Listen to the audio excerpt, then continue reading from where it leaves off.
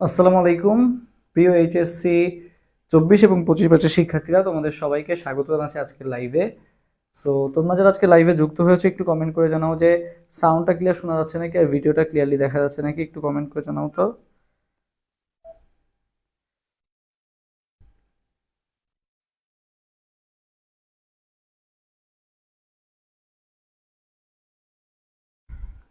ওয়ালাইকুম আসসালাম। সো আমরা যারা যারা লাইভে যুক্ত হয়েছি সবাই একটু দ্রুত লাইভটা শেয়ার করে দিই, এবং তোমরা সবাই একটু লাইভটা শেয়ার করে দাও ফ্রেন্ডদের সাথে।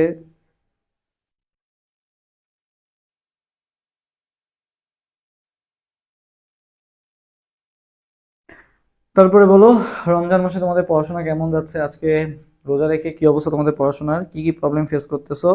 মন খুলে বলো, সমস্যা নাই। আর তোমাদের গুচ্ছতে কোন ইউনিভার্সিটি টার্গেট বা কার কোন সাবজেক্ট হচ্ছে টার্গেট, সেটাও কমেন্টে জানাতে পারো। ওকে,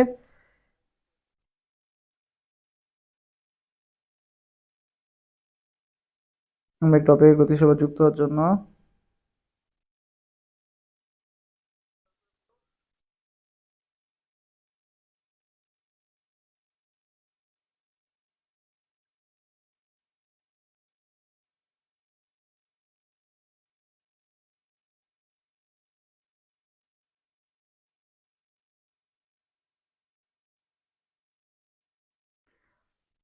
ওকে, জিভা ক্লিয়ার ক্লিয়ার। ওকে, আচ্ছা, আমরা 30 সেকেন্ড অপেক্ষা করবো, তারপরে শুরু করব।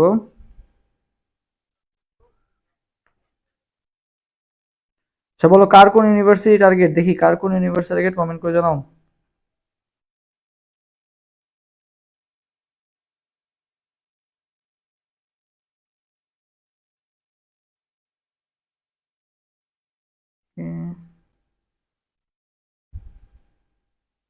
শেয়ার করে দিচ্ছি, তোমরাও একটু লাইভটা শেয়ার করে দাও, তাহলে তোমাদের জন্য ইনশাল্লাহ নেক্সট এরকম আরো ক্লাসের আয়োজন করা হবে। ওকে, সো সবাই যার যার অবস্থান থেকে একটু শেয়ার করে দাও।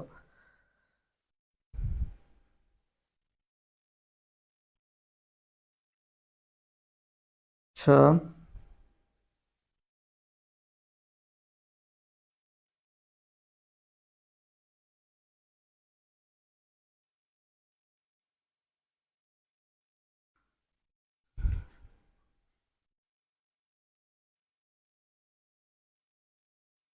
ওকে, জাস্ট আর আইইউ রাঙামাটি ভাইয়া।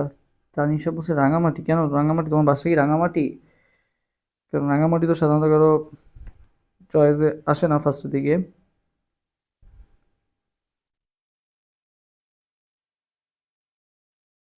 ওকে, আর 30 সেকেন্ড অপেক্ষা করবো, আর 30 সেকেন্ড অপেক্ষা করবো, তারপরে আজকে হচ্ছে আমরা মেইনলি রাসায়নিক পরিবর্তন যে চ্যাপ্টারটা আছে, রাসায়নিক পরিবর্তন চ্যাপ্টারটা দেখবো।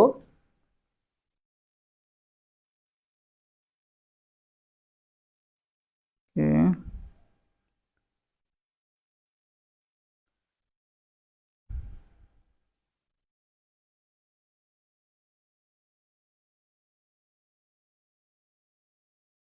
সবাই দ্রুত যুক্ত হয়ে যাও, দ্রুত যুক্ত হয়ে যাও, আর 30 সেকেন্ড অপেক্ষা করবো।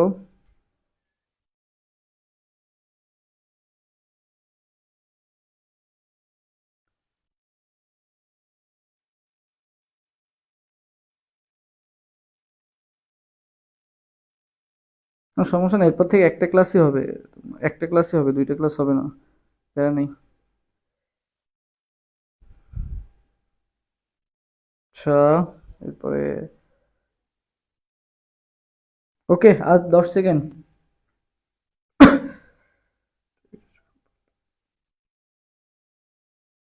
ভাইয়া, জিএসটির ভিতরে কোন কোন ইউনিভার্সিটিতে সমাবর্তন হয়? সমাবর্তন তো আসলে সব ইউনিভার্সিটিতেই হওয়া উচিত, বাট আসলে কোন কোন ইউনিভার্সিটি আমার গুচ্ছের মধ্যে আসলে ঠিক জানা নাই, বাট জাস্ট মেবি হয় আর কি, আমি যতদূর জানি।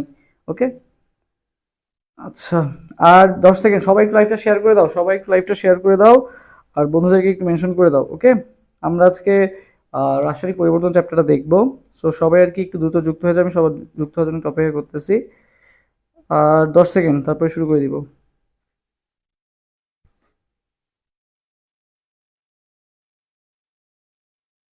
তোমাদের কারোর কাছে কি কল গেছিল? কল দিছিলাম তো, কল গেছিল?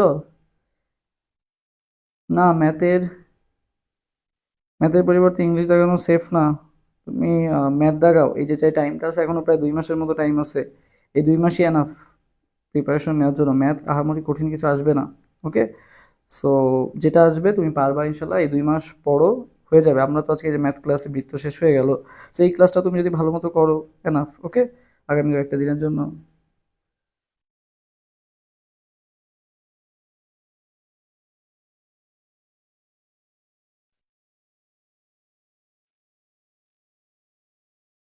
হ্যাঁ, সেটাই। আসলে দিনে আমাদের ক্লাস থেকে তো। ওকে, সো চলো শুরু করি। মোটামুটি এসে গেছো তোমরা যাদের আসার কথা। আর ওয়েট করবো না, অনেক লেট হয়ে যাচ্ছে। সো শুরু করি, চলো।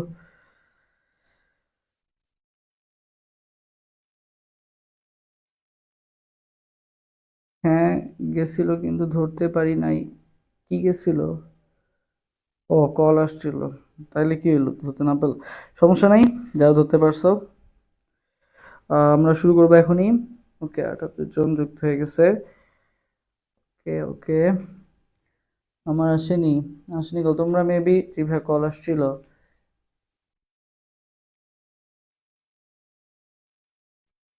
হ্যাঁ, সলভ করে দিব।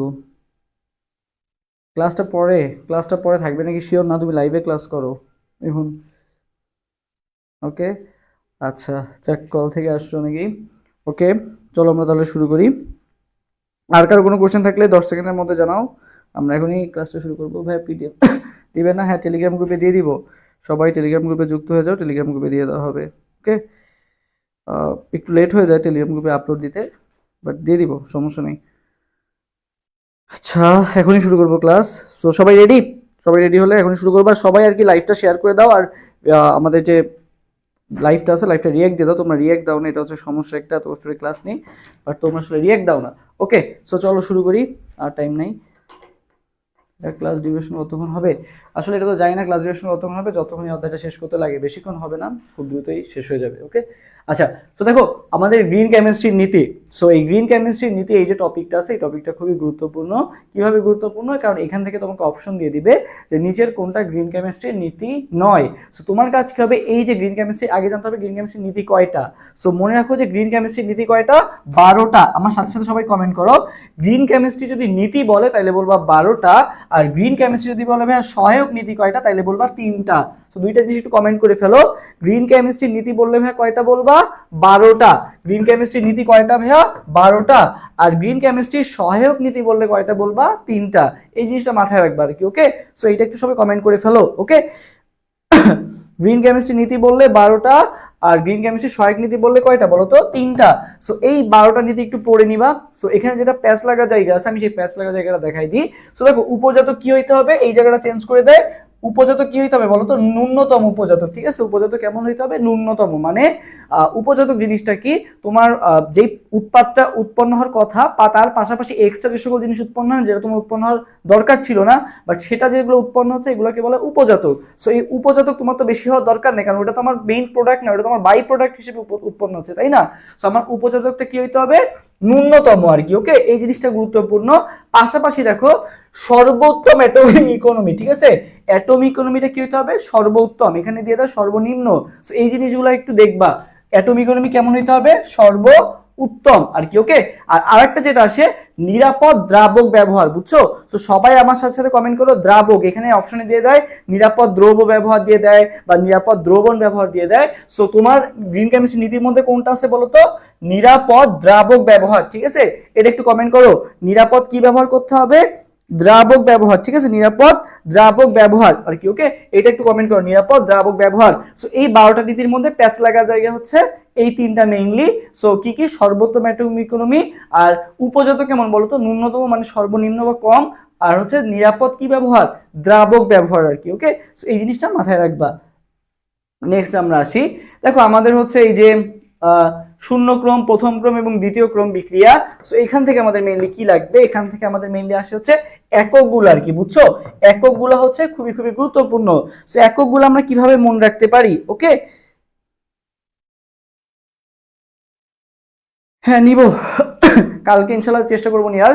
কালকে যেহেতু শুক্রবার আছে, কালকে দেখি ফ্রি একটা সেশন নিব, বা কালকে হচ্ছে আমাদের একটা সেশন থাকবে ইনশাল্লাহ, দেখি। আচ্ছা, কারণ হচ্ছে আসলে পেইড ব্যাচে ক্লাস চলতেছে, তো যেমন আজকেও পেইড ব্যাচে একটা ক্লাস ছিল, ম্যাথ ক্লাস ছিল, গতকালকে ফিজিক্স ক্লাস ছিল। সো পেইড ব্যাচে যেহেতু ক্লাসগুলো চলতেছে পাশাপাশি এই জন্য আর কি একটু ব্যস্ত থাকা লাগে, স্লাইড রেডি করা লাগে। সো যাই হোক, নিব ইনশাল্লাহ, নিব, আবার শুরু করব। আচ্ছা আসি, দেখো ক্লাসে আসি। সো দেখো কি কি আছে, শূন্য ক্রম বিক্রিয়া, প্রথম ক্রম বিক্রিয়া এবং দ্বিতীয় ক্রম বিক্রিয়া, এগুলো আসলে এককগুলো আসে, ঠিক আছে। সো ভাই শূন্য ক্রম বিক্রিয়ার একক কি?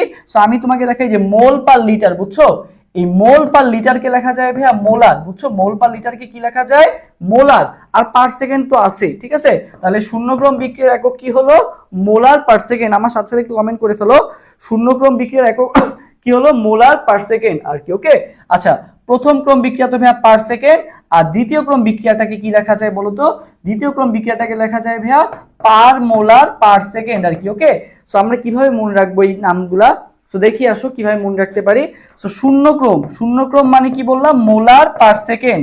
আচ্ছা, আর দ্বিতীয় ক্রম বললে কি হবে? পার মোলার পার সেকেন্ড। সো কিভাবে মনে রাখি দেখো, শূন্য ক্রম দেখো মোলারের পাওয়ারে কত আছে? 1 আছে। আর সেকেন্ডের পরে কত আছে? -1 আছে। তাহলে ভাইয়া এই 1 আর -1 মিলে কত হয়ে গেল? 0 হয়ে গেল। তার মানে এটা শূন্য ক্রম বিক্রিয়ার একক, ওকে। আচ্ছা দেখো এস এর ক্ষেত্রে প্রথম ক্রম বিক্রিয়া, দেখো এখানে কি শুধু s-1 আছে না? এখানে তো মোলারে কিচ্ছু নাই। সো যেহেতু এখানে একটা সংখ্যা আছে, তার মানে এটা কত ক্রম বিক্রিয়া হবে? প্রথম ক্রম বিক্রিয়ার একক। তাহলে ভাইয়া পার সেকেন্ড হচ্ছে প্রথম ক্রম বিক্রিয়া, ওকে। এবার আসি দ্বিতীয় ক্রম বিক্রিয়া। দেখো দ্বিতীয় ক্রম বিক্রিয়ার একক কি? পার মোলার পার সেকেন্ড। দেখো তো -1 আর -1 মিলে কত হলো? -2। তার মানে এটা কি ক্রম হবে বলো তো? এটা হবে ভাইয়া দ্বিতীয় ক্রম বিক্রিয়ার একক। এটা কি ক্রম বিক্রিয়ার একক হবে ভাইয়া? দ্বিতীয় ক্রম বিক্রিয়ার একক আর কি, ওকে। আচ্ছা, সো এই জিনিসটা মাথায় রাখবা। এরপর দেখো তোমাকে আমি স্লাইডটা দিয়ে দিব, এই স্লাইডে দেখো সকল ইনফরমেশন এখানে একসাথে করে দেওয়া আছে। সো গ্রিন কেমিস্ট্রির মূলনীতি কয়টা পড়ছি আমরা? 12টা পড়ছি আর কি, ওকে। আচ্ছা, এবার আসি দেখো বিক্রিয়ার হারের উপর প্রভাব সৃষ্টি করে কি কি? তাপমাত্রা, চাপ আর কি বলতো? ঘনমাত্রা। তাহলে বিক্রিয়া হারের উপর কে কে প্রভাব বিস্তার করে? তাপমাত্রা, চাপ আর ঘনমাত্রা আর কি, ওকে। তাপমাত্রা, চাপ আর কি বলতো? ঘনমাত্রা। এই তিনটে ইনফরমেশন মনে রাখবা, হারের উপর কে কে প্রভাব রাখে। আচ্ছা, এই জিনিসটা বললাম। এরপর দেখো আমাদের যেটা মনে রাখতে হবে, আরহেনিয়াস সমীকরণটাও দেখবা, এখান থেকে এই ইনফরমেশনগুলো মাস্ট দেখে যাবা আর কি, ওকে। আচ্ছা, এরপর দেখো খুবই গুরুত্বপূর্ণ একটা ইনফরমেশন, যদি তোমার বিক্রিয়ার তাপমাত্রা তুমি 10 ডিগ্রি সেলসিয়াস বাড়াও, কয় ডিগ্রি সেলসিয়াস বাড়াও? 10 ডিগ্রি সেলসিয়াস বাড়াও, তাহলে বিক্রিয়ার হার কত গুণ বৃদ্ধি পায়? তো মনে রাখবা বিক্রিয়ার হার ভাইয়া 2 থেকে 3 গুণ বৃদ্ধি পায়। কত গুণ বৃদ্ধি পাবে? 2 থেকে 3। এই মানটা একটু সবাই কমেন্ট করো। 10 ডিগ্রি সেলসিয়াস বৃদ্ধি করলে কয় গুণ বৃদ্ধি পায়? 2 থেকে 3 গুণ বৃদ্ধি পায় আর কি, ওকে। আচ্ছা, এবার দেখো বিক্রিয়ার হার জিনিসটা কি? বিক্রিয়ার হার, সো বিক্রিয়ার হার মানে কি? আমরা জানি যে হার মানে কি, যে সময় দ্বারা মেইনলি ভাগ হয় আর কি, প্রতি একক সময় যে পরিবর্তনটা সেটাই মেইনলি হার বোঝায়। সো বিক্রিয়ার হারের ক্ষেত্রে কি হবে? তো এখানে অনেক বুঝার একটা জিনিস আছে, ঠান্ডা মাথায় বুঝো, তাহলে দেখবা বুঝতে পারবা। ঝাপসা কেন দেখা? ঝাপসা দেখানোর কথা না, ওটা তোমার নেটের প্রবলেম, ওকে। আচ্ছা আসি দেখো বিক্রিয়ার গতি বা হার। সো গতি বা হারের ক্ষেত্রে মনে রাখতে হবে, দেখো যে যখন একটা বিক্রিয়া শুরু হয় তখন কি উৎপাদ থাকে? তখন কিন্তু কোনো উৎপাদ থাকে না। সমস্ত এই বিক্রিয়া দুইটা বিক্রিয়ক একসাথে বিক্রিয়া করে কিন্তু উৎপাদটা তৈরি করে। সো মেইনলি কি হয়, যে যত টাইম যায় বিক্রিয়কের ঘনমাত্রা আস্তে আস্তে কি হতে থাকে? হ্রাস পেতে থাকে, তাই না? তার ফলে তো উৎপাদ তৈরি হয়। আর উৎপাদের ঘনমাত্রা কি হতে থাকে বলতো? বৃদ্ধি পেতে থাকে। সো সেটাকে আমরা কি বলবো? বিক্রিয়ার হার বলবো। ওই যে পরিবর্তনটা প্রতি একক সময়, ঠিক আছে। যেমন দেখো যে বিক্রিয়কের ঘনমাত্রা কি হবে বলতো? হ্রাস। বিক্রিয়কের ঘনমাত্রা কি হবে? হ্রাস। আর উৎপাদেরটা কি হবে? বলছি যে বিক্রিয়ক যত হ্রাস পাবে উৎপাদ তত কি হবে? বৃদ্ধি পাবে। তাহলে উৎপাদের ঘনমাত্রা কি হবে বলতো? বৃদ্ধি আর কি, ওকে। সো এই যে পরিবর্তনটা, এটাকে কি বলা হচ্ছে? বিক্রিয়ার হার। হয় তোমার বিক্রিয়কের ঘনমাত্রার হ্রাসটা দেখবা, অথবা উৎপাদের ঘনমাত্রার বৃদ্ধিটা দেখবা। এই জন্য বিক্রিয়ার হার যখন ক্যালকুলেশন করতে আসবে, এই জন্য দেখো যে বিক্রিয়ার হারের একক, তুমি যদি মনে করো এই যে একটা বিক্রিয়া দেওয়া আছে, বুঝছো, এটা হচ্ছে বিক্রিয়ক আর এটা কি বলতো? উৎপাদ। সো দেখো বিক্রিয়ককে যখন তুমি সময় দ্বারা ভাগ করছো, এই যে বিক্রিয়কের পরিবর্তন যখন তুমি টাইম দ্বারা ভাগ করছো, এটার আগে জন্য কি দিতে হবে বলতো? মাইনাস চিহ্ন দিতে হবে। কেন মাইনাস চিহ্ন দিতে হবে বুঝতে পারছো? কারণ বিক্রিয়কের ঘনমাত্রা কি হচ্ছিল? হ্রাস পাচ্ছিল। এই জন্য কিন্তু এখানে কি সাইন দিতে হয়েছে? Minus sine. এটা খুবই গুরুত্বপূর্ণ। আর উৎপাদ দেখো কি? এক্স। তাহলে উৎপাদ তো ভাই বৃদ্ধি পাইছে, এই জন্য উৎপাদের পরিবর্তন দেখো তো কি হয়েছে? ডিএক্স বাই ডিটি, ওকে। এই জন্য এখানে কিন্তু কোনো মাইনাস নেই, এখানে কি প্লাস সাইন। সো এটা যদি বুঝে থাকো তাহলে আমরা নেক্সট ওয়ান এমসিকিউ সলভ করে আর ক্লিয়ার হয়ে যাবে। এই দেখো বিক্রিয়কের ঘনমাত্রা হ্রাস পায় আর উৎপাদের ঘনমাত্রা কি হয়, বৃদ্ধি পায়, এর জন্য মাইনাস, এর জন্য কি প্লাস আর কি। ওকে, আচ্ছা, সো বিক্রিয়ার হারে একক মনে রাখবা, এটা সবাই জানো যে মোল পার লিটার পার সেকেন্ড, এটা সবাই জানে, বা জানে না কোনটা দেখো তো, এই যে লিটারকে আবার কি লেখা যায় বলো তো, পার লিটারকে লেখা যায় পার ডেসিমিটার কিউব। ওকে, লিটারকে আবার কি লেখা যায়, ডেসিমিটার কিউব, তাহলে পার লিটারকে কি লেখা যাবে, পার ডেসিমিটার কিউব। সো এই এককটা সবাই লিখে ফেলো, মোল পার ডেসিমিটার কিউব পার সেকেন্ড, মোল পার ডেসিমিটার কিউব পার সেকেন্ড, এই এককটাও লিখে ফেলো, মোল পার ডেসিমিটার কিউব পার সেকেন্ড। ওকে, তো সবাই এবার এক নাম্বার কোশ্চেনের অ্যান্সার দিয়ে দাও, এক নাম্বার কোশ্চেনের অ্যান্সার দিয়ে দাও যে এই এক নাম্বার কোশ্চেনের অ্যান্সার কোনটা হবে। সবাই দেখি এক নাম্বার কোশ্চেনের অ্যান্সার দিয়ে দাও তো, যে একের অ্যান্সার কোনটা হবে। ওকে, দেখি একের অ্যান্সার কে সঠিক দিতে পারো। 2 থেকে 3 গুণ, 2 থেকে 3 গুণ। ওকে, তাহলে সবাই এক নাম্বার কোশ্চেন অ্যান্সার দাও।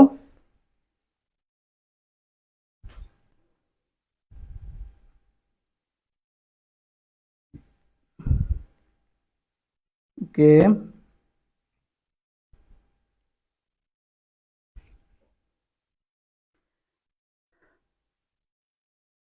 আচ্ছা, দেখি এখন অ্যান্সার আসে নাই, তোমরা অ্যান্সার দিয়ে দিবা। এক নাম্বারটা যদি বুঝে থাকো আমি বুঝাই দিব, সমস্যা নাই, বাট আগে তোমরা অ্যান্সার দাও। একে রাহুল, কি রুহুল, রুহুল বলছো বি, সাইলা সাথী বলছো সো ডি। ওকে, এই জন্য আমি অ্যান্সারটা নিচ্ছি, যে কার কতটা কনসেপ্ট ক্লিয়ার হয়েছে এটা দিয়ে বোঝা যাবে আর কি। ওকে, আচ্ছা,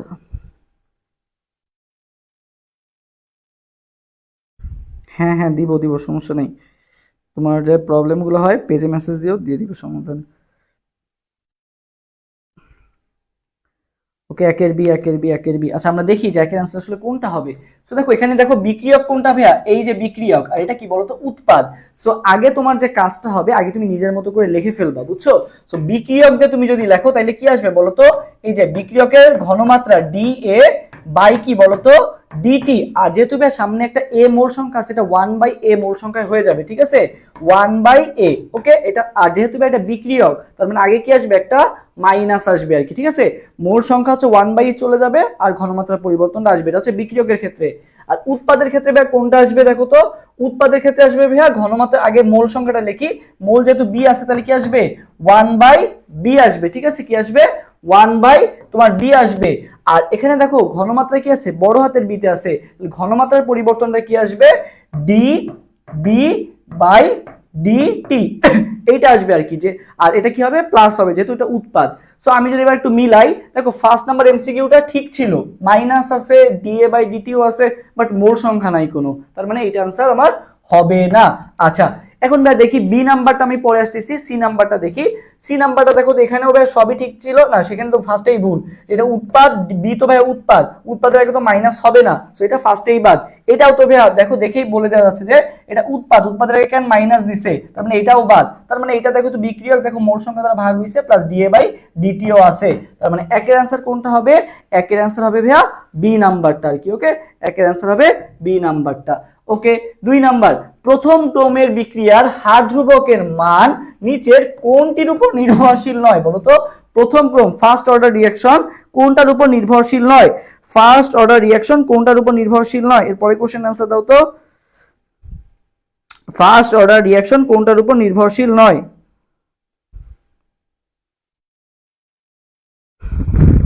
ওকে,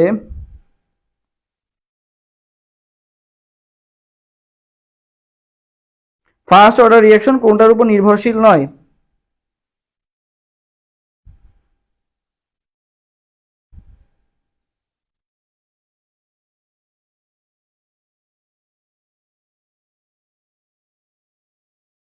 দেখি দ্রুত অ্যান্সার দাও, দ্রুত দ্রুত।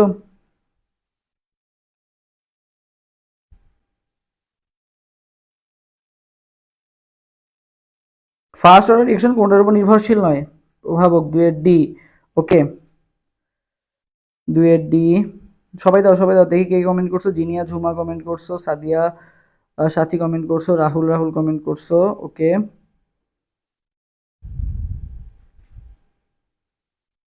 আচ্ছা, হ্যাঁ, তো দেখো ফার্স্ট অফ অল প্রথম ক্রম বিক্রিয়ার হার ধ্রুবকের মান কোনটার উপর নির্ভরশীল নয়। সো দেখো প্রথম সবগুলা বিক্রিয়া কি ছিল, মোলার পার সেকেন্ড ছিল হচ্ছে কোনটা, মোলার পার সেকেন্ড ছিল কি শূন্য ক্রম বিক্রিয়া, আর দ্বিতীয় ক্রম বিক্রিয়া কি ছিল, পার মোলার পার সেকেন্ড। তো দেখো এই পার মোলার মানে কি ছিল, ঘনমাত্রা ছিল। বাট প্রথম ক্রম বিক্রিয়া যেটা ছিল এটা তো ভাই শুধু পার সেকেন্ড ছিল, তাই না? প্রথম ক্রম বিক্রিয়া কি ছিল, শুধু পার সেকেন্ড ছিল। তবে যেহেতু এটা শুধু পার সেকেন্ড ছিল, এখানে যেহেতু মোলারে মানে মোলার ছিলই না, মানে ঘনমাত্রার কোনো টার্মই ছিল না, তার মানে এটা কিন্তু ঘনমাত্রার উপর নির্ভরশীল নয়। তাহলে বলছে কোনটার উপর নির্ভরশীল নয়, তাহলে মনে রাখবে ভাইয়া ঘনমাত্রার উপর নির্ভরশীল নয়। ওকে, তাহলে দুইয়ের অ্যান্সার কোনটা হবে, ডি হবে। দুইয়ের অ্যান্সার কোনটা হবে, ডি হবে। গ্রিন কেমিস্ট্রির 12টি নীতির মধ্যে নিচের কোনটি সঠিক নয়? গ্রিন কেমিস্ট্রির 12টি নীতির মধ্যে নিচের কোনটা সঠিক নয়? কি কি আছে, নিরাপদ দ্রাবক ব্যবহার, বর্জ্য পদার্থ রোধকরণ, ন্যূনতম উপজাতক, প্রাকৃতিক কেমিক্যাল পরিকল্পনা। সো 3 নাম্বার কোশ্চেনের অ্যান্সার দাও তো, 3 এর অ্যান্সার কোনটা হবে, 3 কোনটা সঠিক নয়? সো নিরাপদ দ্রাবক ব্যবহার, তোমাদের আমি কমেন্ট করেছিলাম দ্রাবক ছিল, সো নিরাপদ দ্রাবক ব্যবহার হবে। বর্জ্য পদার্থ রোধকরণ এটাও আছে, তোমাদের বলছিলাম যে উপজাতক কি হইতে হবে, ন্যূনতম, এটাও ঠিক আছে।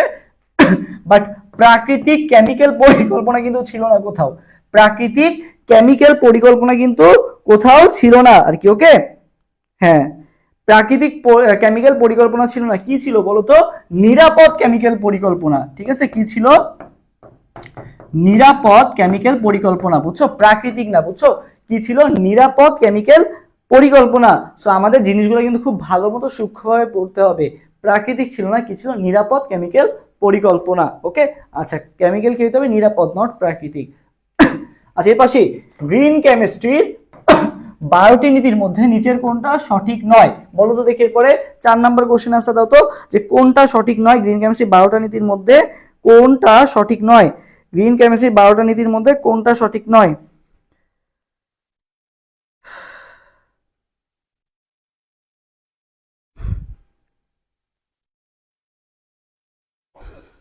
আচ্ছা, দেখো গ্রিন কেমিস্ট্রি তোমাদের কমেন্ট করেছিলাম কি, নিরাপদ দ্রাবক ব্যবহার, বাট এখানে কি দিয়ে দিছে, নিরাপদ দ্রবণ ব্যবহার। ভাই নিরাপদ দ্রবণ ব্যবহার কি কোথাও ছিল? কোথাও কিন্তু নিরাপদ দ্রবণ ব্যবহার ছিল না। কি ছিল, নিরাপদ দ্রাবক ব্যবহার। সো এখানে দ্রবণ যেহেতু দিয়ে দিচ্ছে, তার মানে এটা কি আছে, ভুল আছে। সো কোনটা সঠিক নয়, এই যে নিরাপদ দ্রবণ ব্যবহার, এটা তো দ্রাবক ব্যবহার হবে, তাই না? সো 4 অ্যান্সার এ নাম্বারটা। ওকে, 5 নাম্বার, একটি বিক্রিয়ায় তাপমাত্রা 20 ডিগ্রি সেলসিয়াস বৃদ্ধি করা হলো, বিক্রিয়ার হার পূর্বের তুলনায় কি হবে বলো তো? তুমি 20 ডিগ্রি সেলসিয়াস বৃদ্ধি করছো, কত ডিগ্রি সেলসিয়াস বৃদ্ধি করছো, 20 ডিগ্রি। সো 20 ডিগ্রি সেলসিয়াস বৃদ্ধি করলে কিরকম পরিবর্তন হবে, একটু কমেন্ট করে জানাও তো দেখি। 20 ডিগ্রি সেলসিয়াস বৃদ্ধিতে কিরকম পরিবর্তন হবে দেখি, এই কোশ্চেনের অ্যান্সার তোমরা দিবা, এটার অ্যান্সার তোমরা দিবা। 20 ডিগ্রি সেলসিয়াসে বৃদ্ধিতে কিরকম পরিবর্তন হবে বলো তো দেখি। 20 ডিগ্রি সেলসিয়াস বৃদ্ধিতে কেমন পরিবর্তন হবে? 4 এর এ। এবার সবাই হচ্ছে 5 নাম্বার কোশ্চেন আনসার দাও, 5।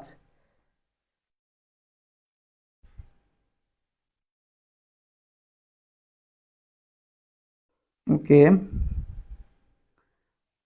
5 এর বি, 5 এর ডি, হ্যাঁ এই জন্যই একজন বছর বি, একজন বছর ডি। ওকে, বাকিরাও জানাও দেখি। 5 এর অ্যান্সারটা একটু তোমাদের মধ্যে কনফিউশন আসবে, এই জন্যই দেওয়া।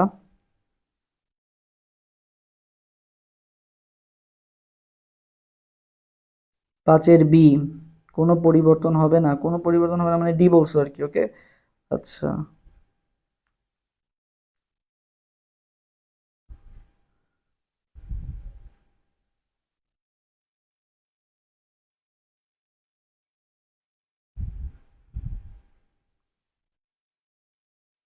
পাঁচের বি, 5 এর ডি। আচ্ছা,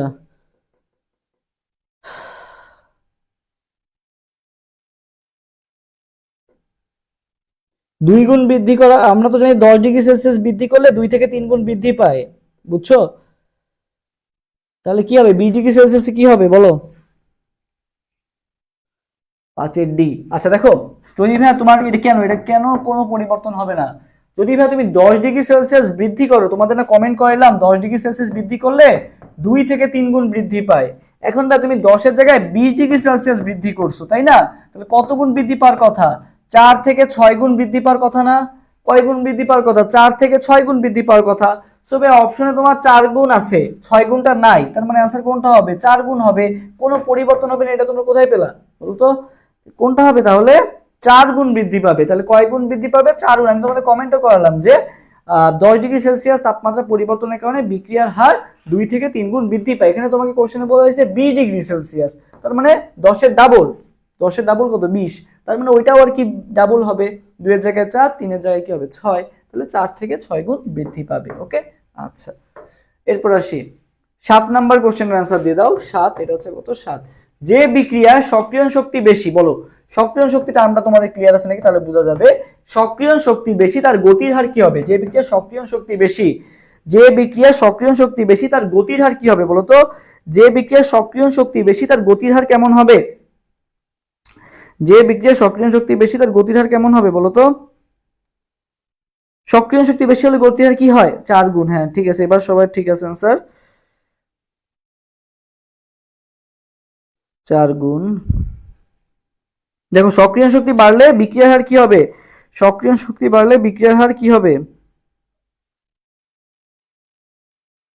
6 এর এ 6 না, এটা 7 নাম্বার। আচ্ছা 6 হইতে পারে, এটা আমি ঠিক খেয়াল নাই, 7 আমি দাগ নাম্বার দিছি। আচ্ছা সমস্যা নেই, তুমি বলো এটার आंसर দাও।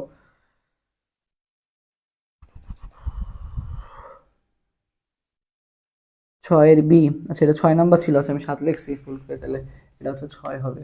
ওকে 6 এর आंसरটা দাও। আচ্ছা দেখো সক্রিয়ণ শক্তি ভাইয়া, মনে করো এই যে বিক্রিয়ক থেকে উৎপাদ হইতে হলে, বুঝছো, বিক্রিয়ক থেকে উৎপাদ হতে হলে একটা, মনে করো একটা শক্তি লাগে। এই শক্তিটা অতিক্রম করলেই তখন তখন সেটা বিক্রিয়ক থেকে কি হয়? উৎপাদে পরিণত হয়। ঠিক আছে, মানে একটা পাহাড় অতিক্রম করতে হয় বিক্রিয়ক থেকে। যে এপাশে মনে করো বিক্রিয়ক, এপাশে মনে করো কি? উৎপাদ। ঠিক আছে, এই যে এপাশে বিক্রিয়ক, এপাশে উৎপাদ। সেই বিক্রিয়ক থেকে উৎপাদ হতে গেলে একটা শক্তি অতিক্রম করতে হয়। যদি এই শক্তিটা সে অর্জন করতে পারে, তারপরে সেটা কিসে পরিণত হবে? উৎপাদে পরিণত হবে।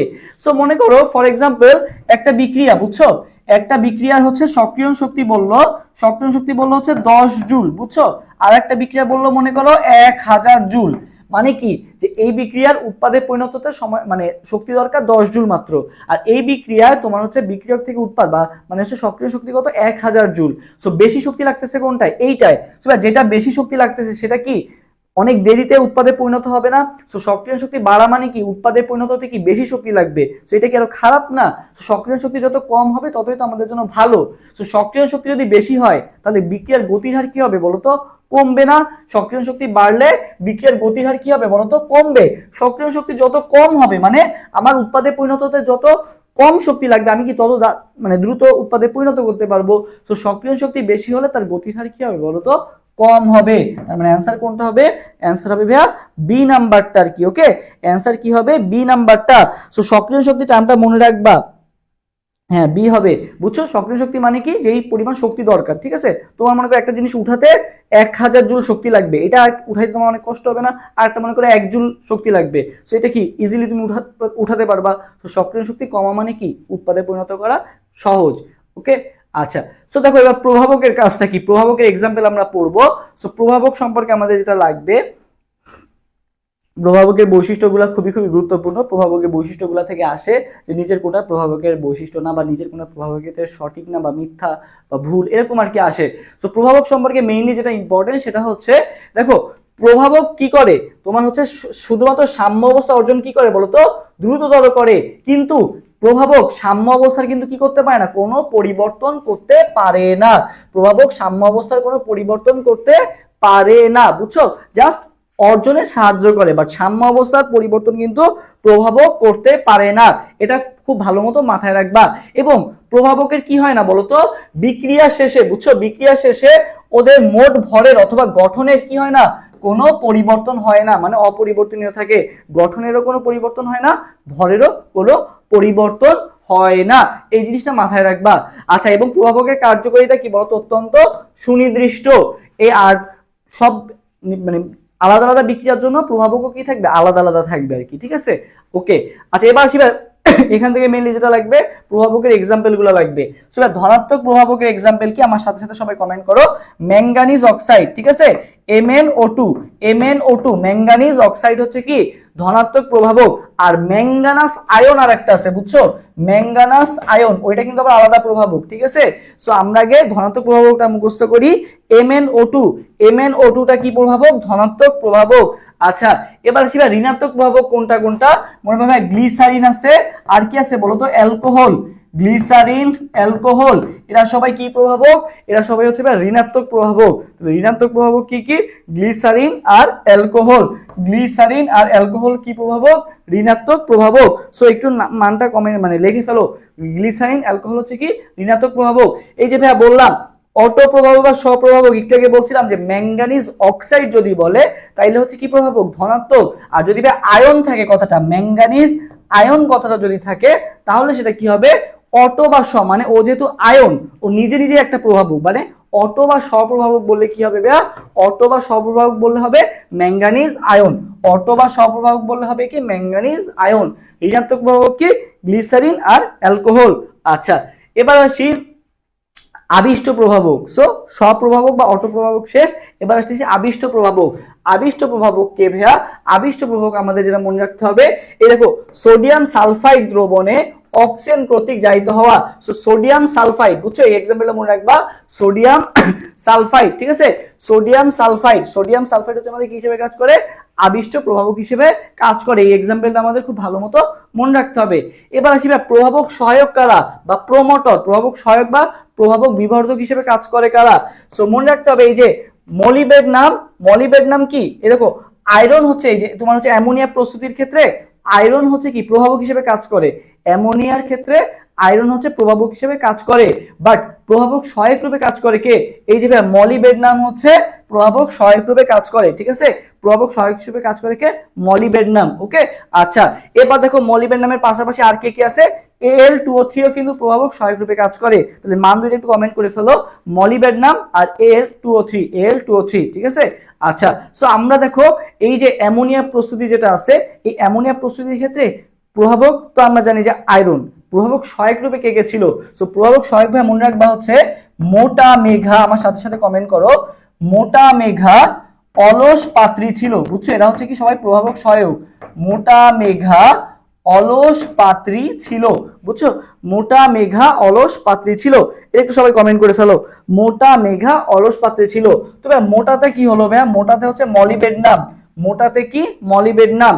মেঘাতে কি ভাইয়া? মেঘাতে হচ্ছে ম্যাগনেসিয়াম অক্সাইড। ওকে, অলসতে কি ভাইয়া? এই যে অলসতে হচ্ছে Al2O3। অলসতে কি? এই যে Al2O3। পাত্রীতে ভাইয়া পটাশিয়াম মানে K2O। আর ছিলতে কি? সিলিকন আর কি। ওকে, আচ্ছা, সো মোটা মেঘা অলস পাত্রী ছিল, এরা সবাই কি হিসেবে কাজ করে? তোমার প্রভাবক সহায়ক বা প্রমোটর রূপে কাজ করে। সো মোটা মেঘা অলস পাত্রী ছিল, এটা একটু সবাই লিখে ফেলো। সো এখানে দুইটা এক্সাম্পল আছে, বাট আমি তোমাকে আরো এক্সাম্পল গুলা বলে দিলাম। ওকে, আচ্ছা, এবার আসি দেখো প্রভাবক সহায়ক তো বুঝলাম, এবার প্রভাবক বিষ রূপে কাজ কারা করে। সো প্রভাবক বিষ রূপে কাজ করে মনে হবে যে আর্সেনিক যুক্ত পানি খাওয়া কি? আর্সেনিক যুক্ত, ওই যে তোমরা পরিবেশ রসায়ন চ্যাপ্টারে পড়ছো না যে আর্সেনিক যুক্ত পানি খাওয়া যাবে না, কারণ আর্সেনিক যুক্ত টিউবওয়েল গুলোকে লাল কালার দিয়ে চিহ্নিত করে দেওয়া হয়, কারণ আর্সেনিক যুক্ত পানি খেলে কি হয়? আমাদের কার্সিনোজেন হয়, ঠিক আছে। প্লাস হচ্ছে এগুলো কিন্তু আমাদের ব্ল্যাক ফুড ডিজিজ করে আর কি। সো এই জন্য আর্সেনিক যুক্ত পানি খাওয়া যাবে না। সো আর্সেনিক কি বলতো? বিষাক্ত, বিষাক্ত, ঠিক আছে। আর্সেনিক কি? বিষাক্ত। সো এই জন্য আমাদের আর্সেনিক অক্সাইড যেটা আছে এটা কি হিসেবে কাজ করে? প্রভাবক বিষ রূপে কাজ করে। তাহলে প্রভাবক বিষকে আর্সেনিক, As2O3 কি? প্রভাবক বিষ। As2O3 কি? প্রভাবক বিষ। আচ্ছা, এবার আসি দেখো এখানে তোমাদের আমি সবগুলা একসাথে করে দিছি। সো ঋণাত্মক প্রভাবক তোমাদেরকে দুইটা পড়াইছিলাম, কি কি? গ্লিসারিন আর অ্যালকোহল। সো এর পাশাপাশি দেখো আরো কি কি আছে ঋণাত্মক প্রভাবক, এটা খুবই খুবই গুরুত্বপূর্ণ। ঋণাত্মক প্রভাবক সবগুলো আমি তোমাকে একসাথে বইয়ে যে সকল এক্সট্রা ইনফরমেশন আছে সব ঋণাত্মক প্রভাবক আমি তোমাকে একসাথে এনে দিছি। দেখো এই যে H3PO4, তারপরে এই যে অ্যালকোহল, তারপর দেখো যে CH3, CO, ইউরিয়া, ঠিক আছে, মানে কার্বন মনোক্সাইড, সবগুলাই দেখো এখানে কি হিসেবে কাজ করতেছে? ঋণাত্মক প্রভাবক রূপে কাজ করতেছে। তো তুমি জানতো দুইটা, এখন দেখো তোমাকে কতগুলো আমি একসাথে করে এনে দিছি। ধনাত্মক প্রভাবক দেখো এই যে এভাবে একসাথে করে এনে দিছি। ম্যাঙ্গানিজ অক্সাইড জানতা, বাকি কিন্তু আরো অনেক কি আছে? ধনাত্মক প্রভাবক আছে আর কি। সো এইটা একটু দেখে নিবা তাহলেই হবে। এই যে আদিষ্ট প্রভাবক সোডিয়াম, ওকে। আচ্ছা, সো এরপরে আসি আমরা সমসত্ব প্রভাবক, ঠিক আছে। এটা হচ্ছে অবস্থার উপর ভিত্তি করে, আগেটা ছিল কার্যকারিতার উপর ভিত্তি করে, এখন মানে প্রভাবকের শ্রেণী ক্লাসিফিকেশন, এখন আসতেছি ভাই হচ্ছে আমরা অবস্থার উপর ভিত্তি করে আর কি, ওকে। সো এই পর্যন্ত কি সবার ক্লিয়ার হয়েছে? যদি ক্লিয়ার হয়ে থাকে তাহলে সবাই একটু কমেন্ট করো ক্লিয়ার, ওকে। আচ্ছা, সো দেখো সমসত্ব প্রভাবক কি? সমসত্ব প্রভাবক ভাইয়া মানে কি?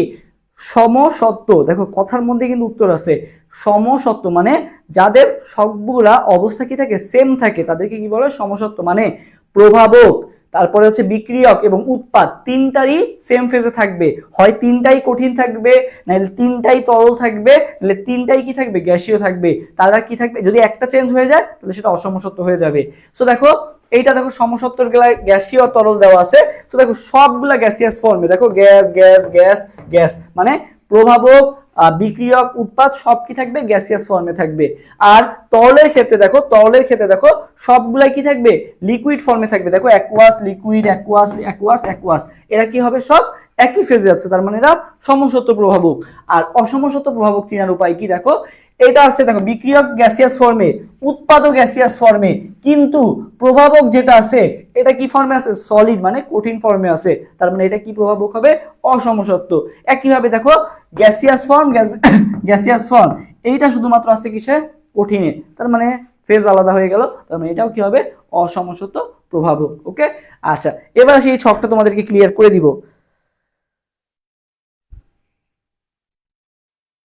আচ্ছা, এবার আসি, দেখো এই ছকটা, এই ছকটা হচ্ছে খুবই গুরুত্বপূর্ণ একটা ছক। সো দেখো এই যে এবার আমরা এখান থেকে কিভাবে মনে রাখবো, দেখো এখানে দিয়ে দেখাই। দেখো হেবার বস, বুঝছো, হেবার বস না বলে আমি বলবো যে মনে করো তুমি অফিসে চাকরি পাইছো, চাকরি পেয়ে বললা এবার বস হবো কে আমি, আমার সাথে সাথে কমেন্ট করো এবার বস হবে কে আমি। দেখো এবার বস কে আমি, এবার বস কে বলো তো আমি, এবার বস কে হবে আমি হবে, ঠিক আছে, মানে আমি হব আর কি বস, ওকে। এবার বস কে আমি, তুমি জয়েন করে বললে কে আমার কি হইতে হবে, বস হইতে হবে। সো এবার বস কে হবে বলো তো আমি, এবার বস কে হবে আমি, আমার সাথে সাথে কমেন্ট করো এবার বস কে হবে আমি, এবার বস কে হবে আমি হব আর কি, ওকে। এবার বস হব আমি। সো এবার বস আমিতে কি হইলো, এবার বস আমিতে হইলো ভাইয়া হেবার বস, বুঝছো, এবার বস মানে কি, হেবার বস।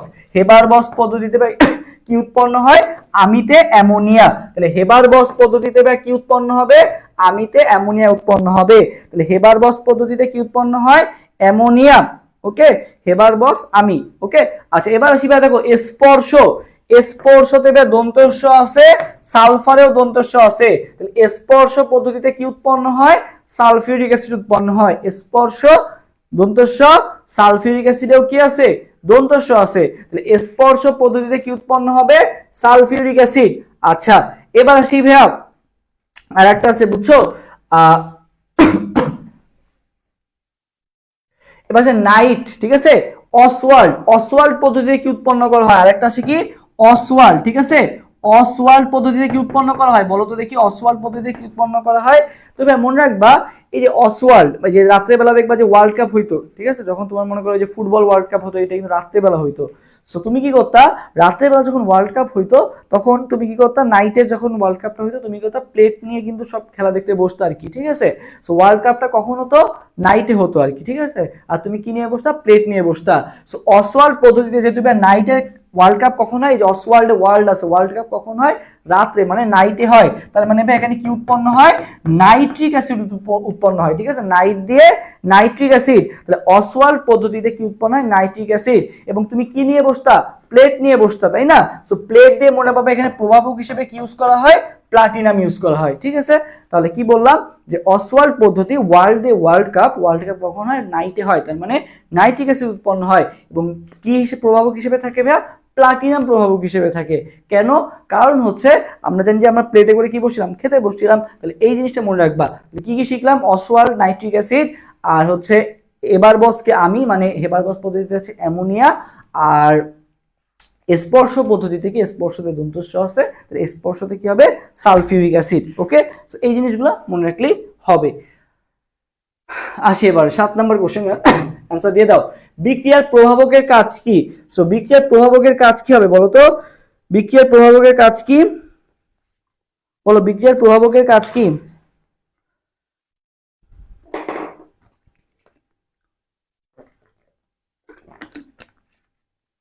বলো বিক্রিয়ার প্রভাবকের কাজ কি? সবাই ক্লাসে শেয়ার দিয়ে দাও তো, শেয়ার দিলে তোমার আজকে ক্লাসে পিডিএফ দিয়ে দিব, নাইলে এটা শুধু পেইড ব্যাচে দিয়ে দিব। সবাই ক্লাসে শেয়ার দিয়ে দাও। সারাদিন রোজা রেখে এত কষ্ট করে তোমাদের জন্য ক্লাস নিচ্ছি, আর তোমাদের রেসপন্স এত কম হইলে হবে?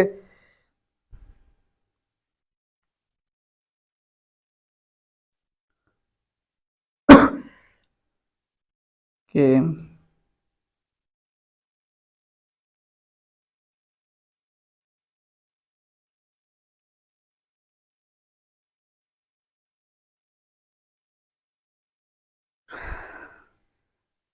এ এ ওকে, একজন বলছে সি।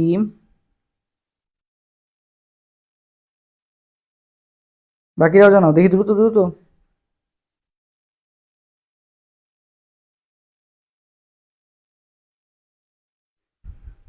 এ, আচ্ছা দেখি।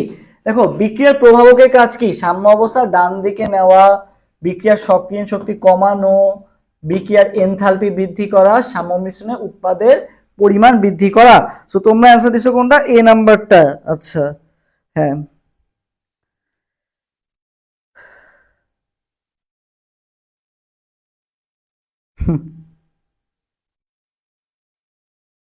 তো এইটাকে কি পড়াইলাম?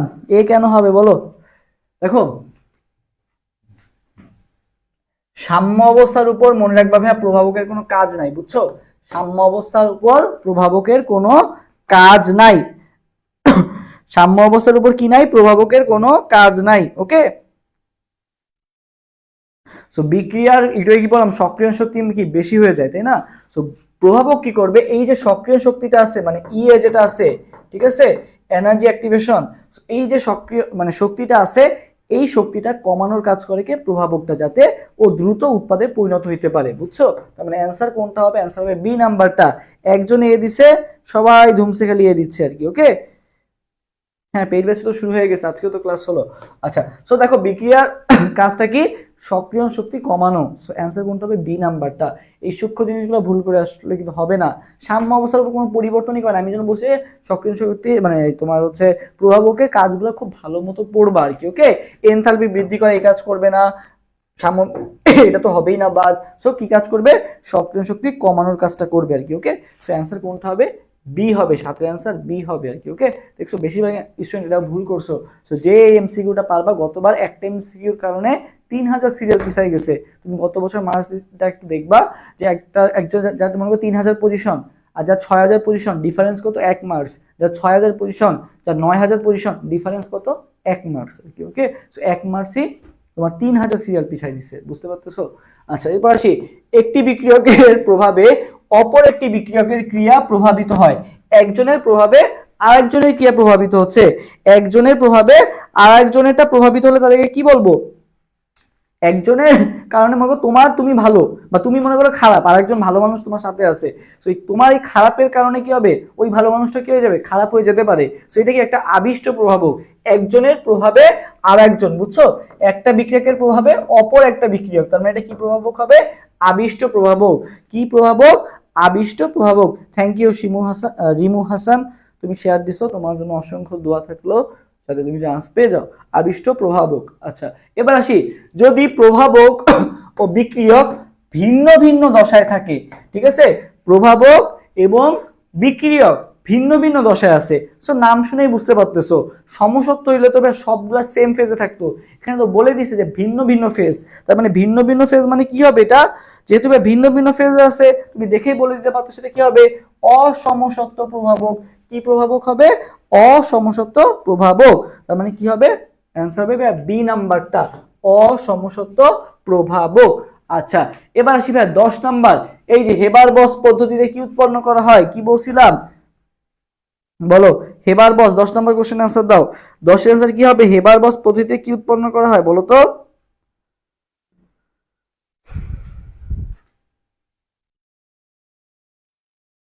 হেবার বস পদ্ধতিতে কি উৎপন্ন করা হয়েছিল বলো তো?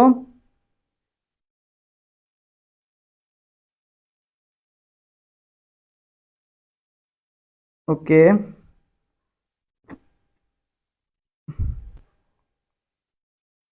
হেবার বস পদ্ধতিতে কি উৎপন্ন করা হয় বলো?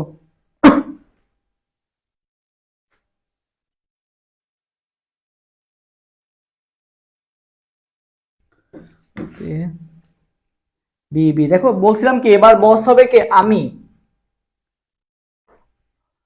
এবার বসলে অ্যামোনিয়া, ও অ্যামোনিয়া প্রস্তুতিতে কি ব্যবহার করা হয়, এই যে আয়রন, ঠিক আছে, এটা কিন্তু পড়াইছিলাম যে আয়রন ব্যবহার করা হয়। এই যে Al2O3 কি ছিল, প্রভাবক সহায়ক আর কি। ওকে, সো অ্যামোনিয়া প্রস্তুতিতে কি ইউজ করা হয়, আয়রন ইউজ করা হয়। ওকে, আচ্ছা হ্যাঁ, এবার বলতে অ্যামোনিয়া উৎপাদন করা হয়, ঠিক আছে। ওকে, এবার আসি, নিচের কোনটি অ্যামোনিয়া উৎপাদনে প্রভাবক সহায়ক, এই যে প্রভাবক সহায়ক, এটা তোমাদের পারা উচিত। এখানে দেখো বেশিরভাগ স্টুডেন্টরা ভুল করবে, বুঝছো, অ্যামোনিয়া উৎপাদনে প্রভাবক রূপে কি ইউজ করা হয়, দাগায় দিবে আয়রন। দেখি তোমরা এবার দাও 11 অ্যান্সারটা দাও তো, 11 অ্যান্সার কি হবে, 11, 11 অ্যান্সারটা দাও তো দেখি, 11 অ্যান্সার কোনটা দাও তোমরা, 11 অ্যান্সার কোনটা দিবা তোমরা, 11,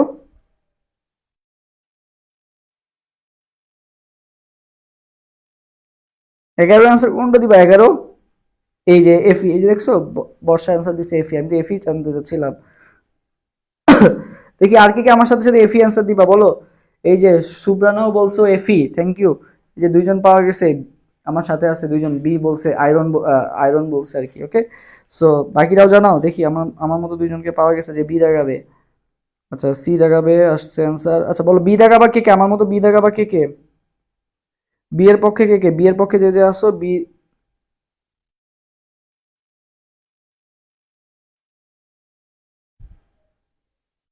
কে, সি, সি, এই যে এখন সবাই সি বলতেছে। আচ্ছা দেখো, শুধু এখানে কিন্তু অনেকেই দেখে প্রভাবক দেখে আয়রন দাগায় দিবে, আয়রন দাগায় দিবে, প্রভাবক দেখে আয়রন দাগায় দিবে, বাট আমি কি বলছিলাম, প্রভাবক সহায়ক বলছে কোশ্চেনে, কি বলছে, প্রভাবক সহায়ক। আর আমি তোমাদেরকে কি পড়াইছিলাম, প্রভাবক সহায়কগুলো কি পড়াইছিলাম, মোটা মেগা অলসপাত্রী ছিল, ফার্স্টটাই তো ছিল কি মোটা, মানে কি মলিবেড নাম ছিল, তাই না। সো অ্যান্সার কোনটা হবে, অ্যান্সার কিন্তু হবে মলিবেড নাম। অ্যান্সার কোনটা হবে ভাইয়া, মলিবেড নাম। এই যে আরো একজন বি অ্যান্সার দিছে লাস্টে, দেখছো, বি কেন অ্যান্সার হবে, হ্যাঁ অ্যান্সার হবে সি নাম্বারটা, মলিবেড নাম। যদি বলতো প্রভাবক কোনটা, তাইলে বলতা বি মানে আয়রন, এখন বলছে প্রভাবক সহায়ক, তার মানে কোনটা হবে, মলিবেড নাম হবে আর কি। ওকে, আচ্ছা, জিগলার নাট্টা প্রভাবক কোনটা, জিগলার নাট্টা প্রভাবক ইসলামিক ইউনিভার্সিটি আসা কোশ্চেন, সো খুবই গুরুত্বপূর্ণ তোমাদের জন্য। বলো ইসলামিক ইউনিভার্সিটি আসা কোশ্চেন যেহেতু, তো তোমাদের এটা পারা উচিত। বলো যে তোমার এখানে কি বলছে, জিগলার নাট্টা প্রভাবক কোনটা, জিগলার নাট্টা প্রভাবক, বলো জিগলার নাট্টা প্রভাবক কোনটা।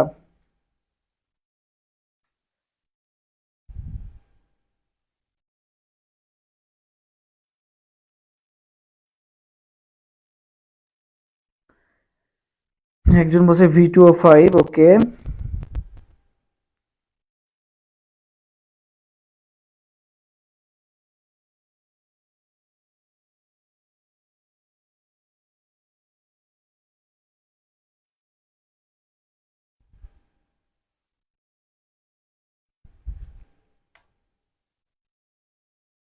V2O5, আর বাকিটা কই, বাকিটা কই, জিগলার নাট্টা প্রভাবকের এক্সাম্পল তোমার পারো না, এটা তো পারা উচিত। না, হয় নাই কারোটা। শো মনে রাখবা, জিগলার প্রভাবক এই যে বড় যেটা না, এটা টিআই, আমার সাথে সাথে একটু লিখে ফেলো, TiCl3, এটা মনে রাখলেই হবে, মোটামুটি এটা মনে রাখো। আর সাথে কি থাকবে, অ্যালুমিনিয়াম থাকবে, এটুকু মনে রাখলেই হবে, এত বড় সঙ্গে মুখস্থ করার দরকার নাই। মনে রাখবা TiCl3 থাকবে, আর কি থাকবে, অ্যালুমিনিয়াম থাকবে। ওকে, সো জিগলার নাট্টা প্রভাবক, এটা জৈব যৌগে আছে, পাশাপাশি এখানেও আছে।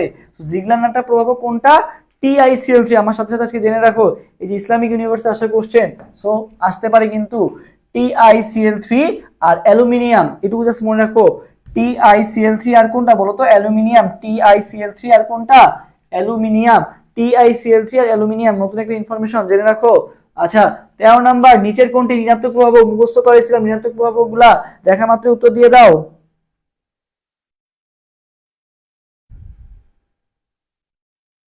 এটা হচ্ছে অ্যালকিনের পলিমারকরণে ইউজ করা হয়, বুঝতে পারছো, জিগলান একটা প্রভাবক অ্যালকিনের, এটা হচ্ছে জৈব রসায়নের জিনিস। সো এই অধ্যায়েও আসছে, সো মনে রাখবা যে অ্যালকিনের পলিমারকরণের ক্ষেত্রে আমরা হচ্ছে জিগলানারটা প্রভাবকটা ইউজ করা হয় অ্যালকিনের পলিমারকরণে। ওকে, সো এটা হচ্ছে সেটা সংকেত। আচ্ছা এবার আসি, দেখো কোনটি ঋণাত্মক প্রভাবক, সো কি কি মুখস্থ করাইছিলাম, অ্যালকোহল, গ্লিসারিন, তারপরে হচ্ছে H3PO4, সো এখানে তোমার গ্লিসারিনটা যেহেতু আছে, তার মানে অ্যান্সার কোনটা হবে, ঋণাত্মক প্রভাবক কোনটা, গ্লিসারিন। তো মনে হবে যে গ্লিসারিন দেখো না একটু আঠা আঠা, অনেক আস্তে আস্তে বডিতে নামে বা বডিতে পড়ে, সো এটা মনে হবে ঋণাত্মক, মানে অনেক ধীরে ধীরে কাজ করে। সো ঋণাত্মক প্রভাবক কোনটা, গ্লিসারিন। ওকে, আচ্ছা নেক্সট স্লাইডে যাই। নিচের কোনটি প্রভাবক বিষ? এটা তোমাদের পারা উচিত, খুব ভালো মতো বুঝাইছিলাম। নিচের কোনটা প্রভাবক বিষ বলে ফেলো। নিচের কোনটা প্রভাবক বিষ বলো, নিচের কোনটা প্রভাবক বিষ?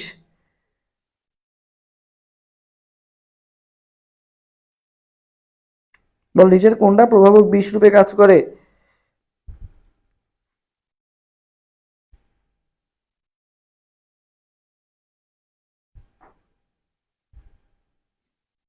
নিচের কোনটা প্রভাবক বিষ? C number. আচ্ছা দেখো, প্রভাবক বিষ, বিষ মানে কি বলছিলাম? আর্সেনিক কি রূপে কাজ করে? বিষ রূপে কাজ করে। আর্সেনিক অপশনে একটাই আছে As2O3। তাও পরীক্ষার হলে কি করবে বেশিরভাগ, এই যে As2O3 জায়গায় Al2O3 জায়গায় আসবে, বুঝছো? এই ভুলটা কিন্তু হবে। এখন As2O3 জায়গাচ্ছ, বাট পরীক্ষার হলে যা দেখা গেল Al2O3 জায়গাইলা। সো এই ভুলটা করো না, ওকে? আচ্ছা এরপর আসি, দেখো রাসায়নিক সাম্য অবস্থার শর্ত বা বৈশিষ্ট্য। তো দেখো এই চারটা বৈশিষ্ট্য একবারে মুখস্থ করে ফেলবা, খুবই ইজি। দেখো রাসায়নিক সাম্য অবস্থায় পৌঁছায় গেছে মানে সাম্য অবস্থা জিনিসটা কি? যখন বিক্রিয়ক এবং উৎপাদের বেগ কি হয়ে যাবে? সেম হয়ে যাবে। মানে বিক্রিয়কও সমান হারে উৎপাদ তৈরি করতেছে, উৎপাদও রিভার্স হয়ে বিক্রিয়কে আসতেছে, মানে দুইটারই গতি কি হয়ে গেছে? উভমুখী, মানে সম্মুখমুখী বিক্রিয়া এবং পশ্চাৎমুখী বিক্রিয়া দুইটারই গতি কি হয়ে গেছে? সেম হয়ে গেছে। তো যেহেতু এরা সাম্য অবস্থায় চলে আসছে, তার মানে এদের এই সাম্যে কি থাকবে? একটা স্থায়িত্ব থাকবে। কি থাকবে? স্থায়িত্ব থাকবে। আচ্ছা যেহেতু এটা সম্মুখমুখী এবং পশ্চাৎমুখী দুইটাই যেহেতু সমান, তার মানে কি থাকবে? উভয় দিকের একটা কি থাকবে? সুগম্যতা। উভয় দিকের মানে তুমি দুই দিক থেকেই যেতে পারবা, উভয় দিকের সুগম্যতা। তারপর দেখো যেহেতু এটা দুইটাই সমান হয়ে গেছে, এই বিক্রিয়া কি কখনো শেষ হবে? শেষ হবে না। এই জন্য বিক্রিয়া কি থাকবে? একটা অসম্পূর্ণতা। এই তিনটা একটু মুখস্থ করো। কি কি পড়লাম? যে সাম্যের একটা স্থায়িত্ব থাকবে, উভয় দিকে সুগম্যতা থাকবে এবং বিক্রিয়া কি থাকবে? অসম্পূর্ণতা। এবার দেখো লাস্ট পয়েন্টে কি বলছে, এখানে প্রভাবক কোনো কাজই করতে পারবে না, মানে প্রভাবকের ভূমিকাহীনতা। এই চারটা পয়েন্ট গুরুত্বপূর্ণ, কারণ তোমার পরীক্ষায় অপশন আসবে চারটা, তিনটা অপশন দিয়ে দিবে, বলবে যে কোনটা তোমার হচ্ছে সাম্য অবস্থার বৈশিষ্ট্য নয়। সো চারটা পয়েন্ট খুব ভালো মতো দেখে যাবে আর কি, ওকে? আচ্ছা এবার দেখো কেপি আর কেসি এর এককগুলো দেখবা যে কিভাবে বের করে। এটা হচ্ছে এটিএম টু দি পাওয়ার ডেলেন, আর এটা হচ্ছে মোল per litre two the power ডেলেন। ডেলেনটা কি? উৎপাদের ঘনমাত্রা মাইনাস বিক্রিয়কের ঘনমাত্রা। এটা আজকে পড়ছি, ও এটা আজকে পড়ছো, আচ্ছা সমস্যা নেই, ভালো। আচ্ছা এবার আসি, দেখো এখানে হচ্ছে সব জিনিসপাতি দেওয়া আছে, এই ইনফরমেশনগুলো একটু পড়ে নিবা, এগুলা স্লাইডে দিয়ে দিব। আচ্ছা ডেলেনের মান দেখো, এখন দেখো এখানে একটা জিনিস বুঝার আছে। সো ভাইয়া দেখো কখন ডেলেনের মান পজিটিভ হইলে কেপি গ্রেটার দেন কেসি হবে নাকি কেসি গ্রেটার দেন কেপি হবে, এটা আমরা কিভাবে মনে রাখতে পারি, তাই না? এখন তো তোমার ওই যেটা ক্যালকুলেশন করে বের করা লাগবে, KP equal to KC RT to the power del n. ডেলেনের মান যদি আমার পজিটিভ হয় তাহলে কি কেপি বড় হবে কেসির থেকে? সেটা তোমার ক্যালকুলেশন করে বের করতে হবে, অনেক বড় একটা টার্ম। সো আমি তোমাকে একটা শর্টকাট শিখাই দিচ্ছি, খুব সহজে তুমি বুঝতে পারবা। সো দেখো এখানে তোমাকে জিনিসগুলো দেওয়া আছে। সো ডেলেনের মান যদি জিরো হয় তাহলে কি হবে? KP equal to KC. Del n এর মান পজিটিভ হলে কি হবে? কেপি গ্রেটার দেন কেসি। আর ডেলেন এর মান নেগেটিভ হইলে কে বড় হবে? কেসি বড় হবে। সো এটা তুমি কিভাবে মনে রাখতে পারো চলো দেখি। তবে মনে রাখবা ডেলেন এর মান পজিটিভ। ডেলেন এর মান কি আসছে? ধরো জিরো আসলে তো বুঝতেই পারতেছো যে কেপি ইকুয়াল টু কেসি হবে, তাই না? ডেলেন এর মান জিরো আসলে তো কেপি ইকুয়াল টু কেসি, এটা তোমরা জানো। সো এখন মনে করো ডেলেন এর মান ভাই আসছে কি? পজিটিভ আসছে, বুঝছো? ডেলেন এর মান কি আসছে? পজিটিভ। তবে পজিটিভ লেখে কি দিয়ে? পি দিয়ে লেখে। কেপি তেও কি আছে বলতো? পি আছে। তাহলে ভাই ডেলেনে যেহেতু ভাই পজিটিভ আছে, পজিটিভ যেহেতু পি দিয়ে শুরু, তাহলে কেপিও কিন্তু পি দিয়ে শুরু। তাহলে ডেলেনের মান যদি ভাই পজিটিভ আসে তাহলে কেপি গ্রেটার দেন কেসি হবে। সবাই আমার সাথে সাথে কমেন্ট করো পি পি পি পি, ওকে? পি পি মানে কি? কেপি কখন হবে গ্রেটার দেন? যখন পজিটিভ আসবে, ঠিক আছে? তাহলে এটা একটু সবাই কমেন্ট করো পি পি, ওকে? পি পি এটা একটু সবাই কমেন্ট করে ফেলো। দেখি পিপি মানে কি বলতো? ডেলেন এর মান দেখো যখন পজিটিভ আসবে তখন হবে কেপি গ্রেটার দেন কেসি, আর ডেলেন এর মান জিরো আসলে তো দুইটাই সমান, আর নেগেটিভ আসলে কি হবে বুঝতেই পারতেছো, যেহেতু পজিটিভের ক্ষেত্রে কেপি বড়, তাহলে নেগেটিভের ক্ষেত্রে কে বড় হবে? কেসি বড় হবে। এই জিনিসটা বুঝলেই হয়ে গেল, ওকে? আচ্ছা পিপিটা কমেন্ট করো। আচ্ছা এরপর দেখি আমাদের যেটা লাগবে সেটা হচ্ছে এখান থেকে দেখো ডেলেন এর কোন মানের জন্য তোমার হচ্ছে কেপি ইকুয়াল টু কেসি হবে, ডেলেন এর মান যখন জিরো হবে, এটা আমরা সবাই জানি আর কি, ওকে? আচ্ছা এবার দেখো এই ইনফরমেশনটা লাগবে, হেবারবস পদ্ধতিতে অ্যামোনিয়া তৈরির জন্য কত ডিগ্রি সেলসিয়াস তাপমাত্রা লাগে? যে কমেন্ট করো আমার সাথে সাথে 450 থেকে 550, বুঝছো? 450 থেকে 550। তাহলে হেবারবস পদ্ধতিতে অ্যামোনিয়া তৈরির তাপমাত্রাটা কত? 450 থেকে 550। কমেন্ট করে ফেলো 450 থেকে 550 ডিগ্রি সেলসিয়াস। ওকে, আচ্ছা।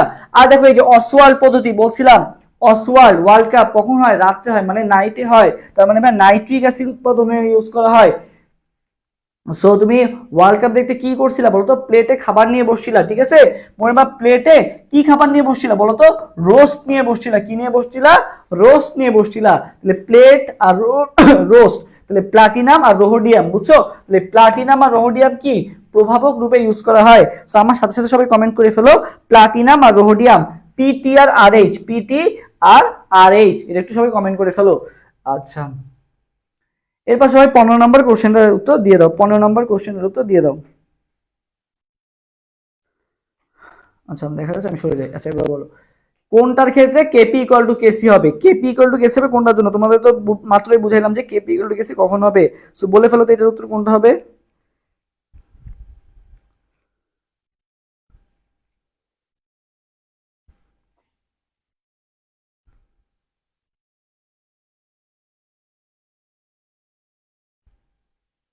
বলো, অ্যান্সার দাও দ্রুত দ্রুত। এটা হচ্ছে কয় নাম্বার? 15 নাম্বার। 15 অ্যান্সার। একজন বলছো B, B platinum rhodium. Okay,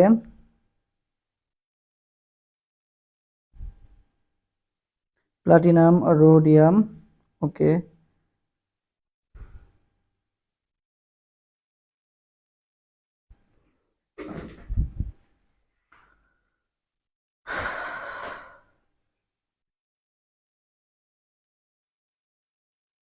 পনেরো বি।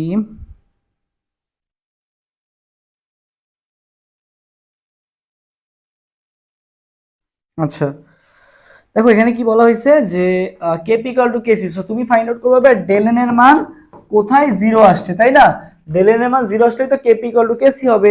সো ডেল এন মানে কি? উৎপাদের মোল সংখ্যা মাইনাস বিক্রিয়কের মোল সংখ্যা আর কি।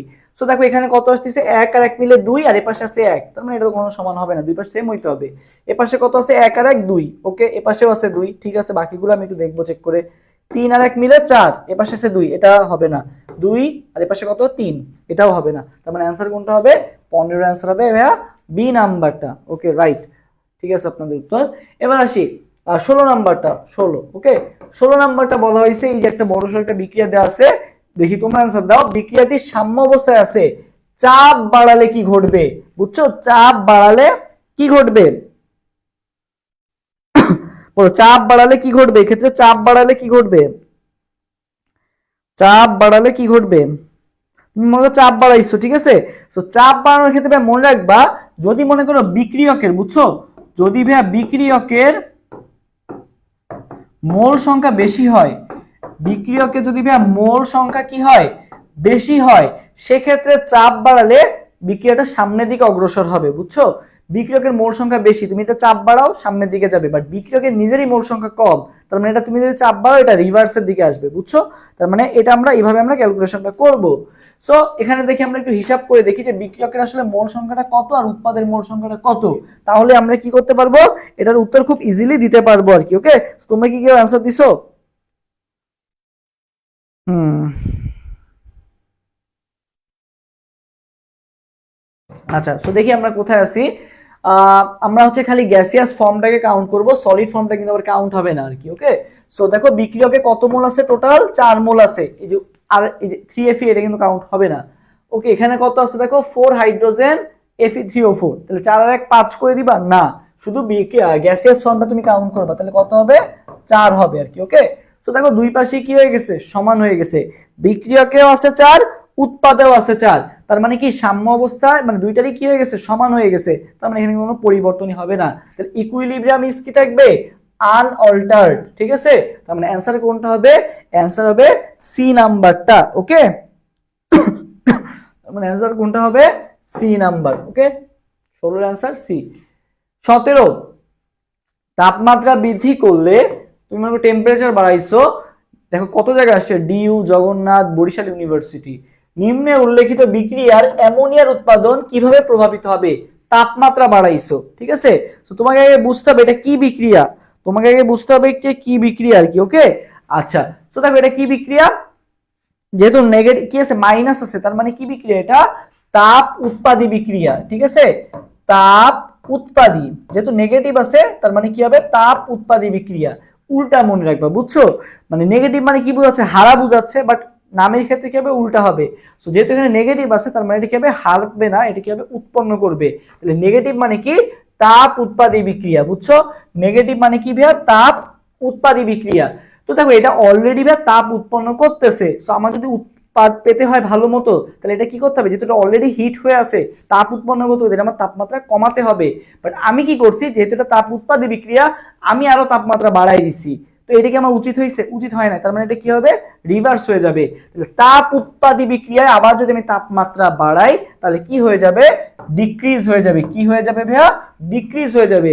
তাপ হারি বিক্রিয়া যেটা, এটা তাপ হারাচ্ছে, তাহলে সেটার ক্ষেত্রে আমার কি করতে হবে, তাপ বাড়াতে হবে আর কি। ওকে, আচ্ছা।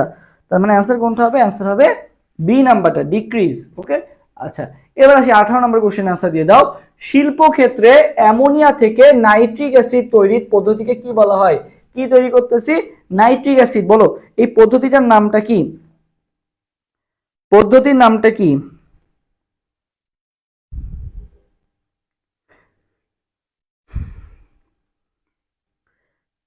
পদ্ধতির নামটা কি বলো তো দেখি।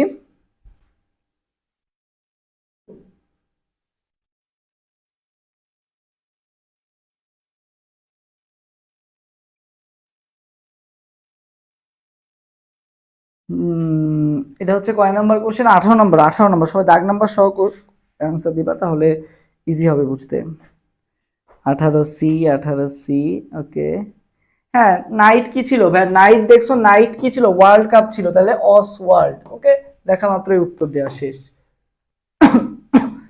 এবার 19, দেখো ক্যালসিয়াম কার্বনেটকে ভাঙলে calcium oxide plus carbon die oxide পাওয়া যায়। বিক্রিয়াটিতে কেসি এর রাশিমালা কত, দেখি কে পারো এটার উত্তর দিতে, সঠিক উত্তর বলো। এটা খুবই সহজ কোশ্চেন, বাট ম্যাক্সিমাম ভুল করে। সো বলে ফেলো দেখি এটার অ্যান্সার কোনটা হবে, এটার অ্যান্সার কোনটা হবে বলে ফেলো ঝটপট। 19 নম্বর কোশ্চেন অ্যান্সার দিয়ে দাও দেখি, 19-এর অ্যান্সারটা দেখে কে কে দাও, সবাই কমেন্ট করো। সবাই ঘুমাচ্ছ কেন? সেহরিতে এখন অনেক লেট আছে, সেহরি খেতে হবে না? সো ঘুমাই গেলে হবে এত তাড়াতাড়ি?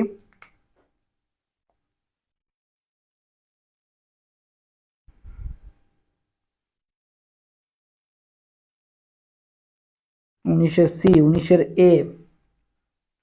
আচ্ছা, একজন বলছে 19-এর এ, এক গ্রুপ বলছে 19-এর সি। ওকে, বাকি গ্রুপও জানাও। এই যে নিশাত তাসনিম বলছে বি। ওকে, তাহলে এ বি সি তিনটাই উত্তর আসছে। ডি কেউ বলবা না? ডি বাদ আছে, যাও আমি ডি বললাম। ঠিক আছে, তোমরা সবাই বলছো এ, বলছো বি, বলছো সি, বলছো ডি, কেন বাদ যাবে বলো, ডির অপরাধ কি, তাই না? তো আসো আমরা একটু দেখি। কেসি, কেসির ক্ষেত্রে ভাইয়া কাজ হচ্ছে ভাই, তুমি শুধু গ্যাসিয়াস ফর্ম নিয়ে কাজ করবা। কি নিয়ে কাজ করবা, গ্যাসিয়াস ফর্ম নিয়ে কাজ করবা। সো আমরা আগে জানি কেসি রাশিমালার কাজটা কি, উপরে হচ্ছে উৎপাদের ঘনমাত্রা, আর নিচে কি আসবে, বিক্রিয়কের ঘনমাত্রা। বুঝছো? উপরে উৎপাদের ঘনমাত্রা আর নিচে কি, বিক্রিয়কের ঘনমাত্রা। সো এখানে উৎপাদ কে কে আছে, ক্যালসিয়াম অক্সাইড আর কার্বন ডাই অক্সাইড, তাহলে উপরে যাবে ভাইয়া ক্যালসিয়াম অক্সাইড আর carbon die oxide. Okay fine. আচ্ছা, নিচে কে আসবে ভাই, ক্যালসিয়াম কার্বনেট। ওকে, সো অ্যান্সার কোনটা হওয়া উচিত ছিল, বি হওয়া উচিত ছিল।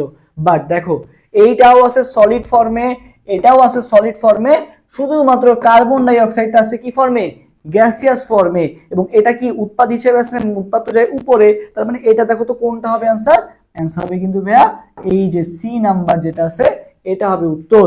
তার মানে অ্যান্সার কোনটা, অ্যান্সার হবে সি। অ্যান্সার হবে কোনটা, সি নাম্বারটা। ওকে, তো যারা এ দিছো ভুল, যারা বি দিছো তারাও ভুল, যারা আমার মতো ডি দিছো তারাও ভুল। অ্যান্সার কোনটা হবে, সি নাম্বারটা। ওকে, আচ্ছা।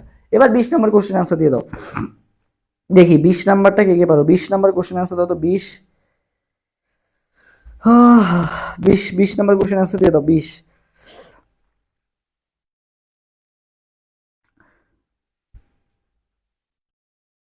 20 নাম্বার কোশ্চেন অ্যান্সার দিয়ে দাও, এরপরে 20। আচ্ছা,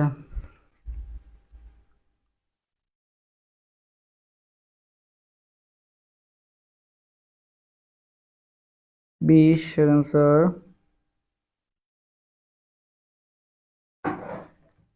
আচ্ছা, তো দেখো 20-এর অ্যান্সারটা তোমাদের কাছে আমি চাচ্ছিলাম, তোমরা একটু দিলে ভালো হয়, তাহলে আমি বুঝতে পারবো। আমি একটু গরম লাগতেছে, সিটে চালাই দিই।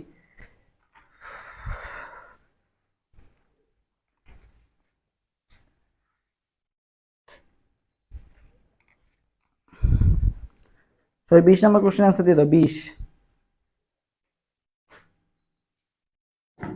তো দেখো এই 20 নাম্বারটা আমরা কি করবো, আমরা ফর্মুলা জানি কি বলতো, ATM to the power del n, এটা হচ্ছে ফর্মুলা, বুঝছো? ATM to the power del n. টেলিগ্রামে কিভাবে জয়েন হব, টেলিগ্রাম লিংক আমি হচ্ছে এই যে এটার ক্যাপশনে দিয়ে দিচ্ছি আর কি, ঠিক আছে? জয়েন হয়ে যেতে পারবা, এই যে যে লাইভটা চলতেছে লাইভের ক্যাপশনে দিয়ে দিব, জয়েন হয়ে যাও, সমস্যা নাই। একজন বলছে যে যত যত প্রশ্নের উত্তর দিই তত ভুল হয়, হ্যাঁ এটাই তো, এখন ভুল করো, পরীক্ষার হলে ভুল না করলেই হলো আর কি, বুঝছো? এখন ভুল করতে থাকো, পরীক্ষার হলে ভুল করো না, তাইলেই হবে।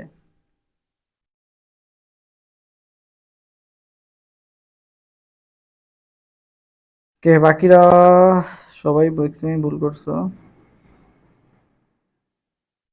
20-এর বি, 20-এর বি। আচ্ছা দেখি, আসো আমরা একটু দেখি 20-এর অ্যান্সারটা মিলাই। তোমরা হচ্ছে মেইনলি ক্যালকুলেশনে ভুল করো আর কি, বুঝছো? কিসে ভুল করো? ক্যালকুলেশনে ভুল করো। দেখো আগে ডেলেনটা আমরা একটু হিসাব করি, দেখো ডেলেন, সো উৎপাদ কতটুকু আছে? হ্যাঁ 1 মোল আছে। আচ্ছা, বিক্রিয়ক ব্যয় কতটুকু আছে দেখো তো, এটা কিভাবে করবা? দেখো এখানে আছে কত, 1, আর এখানে কত আছে, হাফ, তার মানে এটা কত হলো, টোটাল যোগ করলে 1.5 হইলো না? এটাকে 1.5 ধরবা, বুঝছো? 1/2 না ধরে কি ধরবা, হাফ, মানে দেড় ধরবা আর কি, কারণ এখানে আছে 1 আর এখানে আছে হাফ, তার মানে দুইটা মিলে কত হলো, 1.5। তো তোমার কাজ কি হবে, 1 মাইনাস 1.5। 1 - 1.5 মিলে তুমি কত পাইলা, 1 থেকে 1.5 বাদ দিলে কত হয়, -0.5। কি পাইলা, -0.5। তবে -0.5 কে আবার কিভাবে লেখা যায়, -হাফ, কারণ 0.5 মানে তো হাফ, তার মানে অ্যান্সার কোনটা হবে, এই যে ATM to the power -half. ATM to the power তাহলে কি হবে, -হাফ। ওকে, আচ্ছা। এই দেখো সাম্য অবস্থা 4টা বৈশিষ্ট্য পড়াইছিলাম, বলো তো এর আনসার কোনটা হবে? তো দেখো এখানে কি কি আছে, সাম্যের স্থায়িত্ব, ওকে, বিক্রিয়ার অসম্পূর্ণতা, এটাও ঠিক আছে। সাম্য অবস্থায় আমি উভয় দিক থেকে যেতে পারবো, প্রভাবকের কোনো ভূমিকাহীনতা থাকবে না, মানে প্রভাবকের ভূমিকাহীনতা থাকবে, মানে কোনো প্রভাব থাকবে না। সে আনসার কোনটা হবে, সবগুলা, চিটাগং ইউনিভার্সিটি আসা কোশ্চেন। ওকে, নিচের কোন বিক্রিয়ায় চাপ বাড়ালে উৎপাদের পরিমাণ বাড়ে, এটার আনসার দাও। চাপ বাড়ালে উৎপাদের পরিমাণ বাড়ে কোনটায়? চাপ বাড়ালে কিসের পরিমাণ বাড়বে, উৎপাদের পরিমাণ বাড়বে। চাপ বাড়ালে উৎপাদের পরিমাণ বাড়বে কোনটায়, বলো, চাপ বাড়লে উৎপাদের পরিমাণ বাড়বে কোনটায়? বলো, চাপ বাড়ালে উৎপাদের পরিমাণ বাড়বে কোনটায়?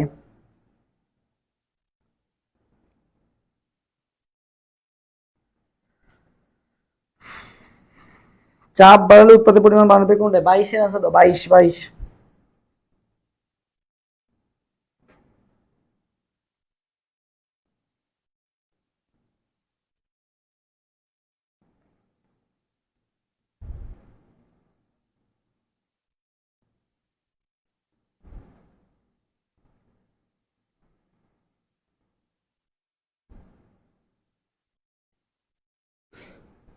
বাইশের সি, 22-এর সি। আচ্ছা দেখো, চাপ বাড়ালে আমি কি বলছি, যে বিক্রিয়কের মানে মোল সংখ্যাটা বেশি হইতে হবে।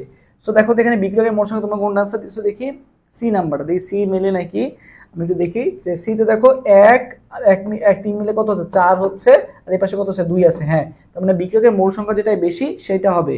দেখো বাকিগুলো আমি একটু দেখি, এখানে 1, এ পাশে 2, এটা হবে না। এ পাশে 2, এ পাশেও 2, সমান হয়ে গেছে। এ পাশে 1, এ পাশে 2, এটাও হবে না। এ পাশে 1, এ পাশে 2, এটাও হবে না। তার মানে অ্যান্সার কোনটা হবে, শুধুমাত্র আমার সি নাম্বার অপশনটা মিলতেছে, তার মানে অ্যান্সার সি হবে। আচ্ছা, এবার আসবে অ্যাসিড এবং ক্ষারের তীব্রতা সমূহ। এই পর্যন্ত যা যা পড়লাম সবার কি ক্লিয়ার হয়েছে? এই পর্যন্ত যা যা পড়াইছি সবার কি ক্লিয়ার? যদি ক্লিয়ার হয়ে থাকে তাহলে সবাই একটু কমেন্ট করো ক্লিয়ার। এই পর্যন্ত যা যা পড়লাম সব কি ক্লিয়ার হয়েছে? যদি ক্লিয়ার হয়ে থাকে তাহলে সবাই একটু কমেন্ট করো কি ক্লিয়ার। তাহলে এরপর আমরা নেক্সট টপিকে যাব, অ্যাসিড ও ক্ষারের তীব্রতা।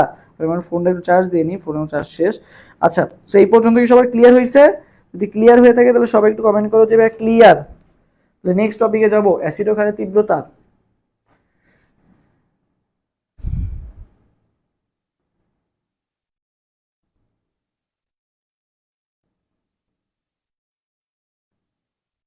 ক্লিয়ার, ওকে।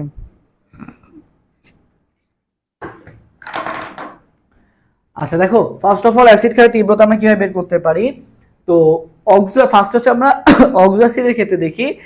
অক্সো অ্যাসিডের ক্ষেত্রে হচ্ছে তোমার অক্সো অ্যাসিডের ক্ষেত্রে তীব্রতা বের করার ফর্মুলা কি, তুমি হচ্ছে কেন্দ্রীয় পরমাণু জারণ মানটা বের করবা, অক্সিডেশন নাম্বারটা বের করবে না। অক্সিডেশন কিভাবে নাম্বার বের করতে, এটা তোমার এতদিনে জানা উচিত। তারপর আমি একটা দেখাই দিই। দেখো এই যে ফর এক্সাম্পল HClO4, এটা তুমি বের করবা, বুঝছো। তো এটার কাজ কি হবে, তোমাকে ফার্স্টে কেন্দ্রীয় পরমাণুকে ক্লোরিনকে তুমি X ধরে নিবা। এখন আসি আমরা একটু বের করি। দেখো হাইড্রোজেন কত ভাইয়া, +1, ওকে। আচ্ছা প্লাস ক্লোরিন যেহেতু বের করতেছে, ক্লোরিনকে আমরা X ধরে নিব। আচ্ছা এবার অক্সিজেন কি করবে, দুইটা ইলেকট্রন গ্রহণ করে, এই জন্য অক্সিজেন -2, কয়টা আছে অক্সিজেন, 4টা আছে, তাহলে -2 × 4, ওকে দেখা যাচ্ছে এটুকু। আচ্ছা -2 × 4 আর কি, ওকে। সো দেখো কত আসতেছে, আর ইকুয়াল টু কিন্তু কত হবে বলো তো, 0 আছে এই পাশে। সো +1 প্লাস হচ্ছে x মাইনাস কত 8 = 0। সো x এর মান তুমি কত পাচ্ছ, -7, ওই পাশে গেলে কি হয়ে যাচ্ছে +7। এভাবে হচ্ছে আমাদের অক্সিডেশন নাম্বারটা বের করে। সো তোমার ফার্স্ট কি হবে, অক্সিডেশন নাম্বারটা বের করা। সো যার অক্সিডেশন নাম্বার যত বেশি, সে তত বেশি অ্যাসিডিক হবে। এটা হচ্ছে ফার্স্ট কাজ। এখন ভাই মনে করো অক্সিডেশন নাম্বার সেম হয়ে গেল।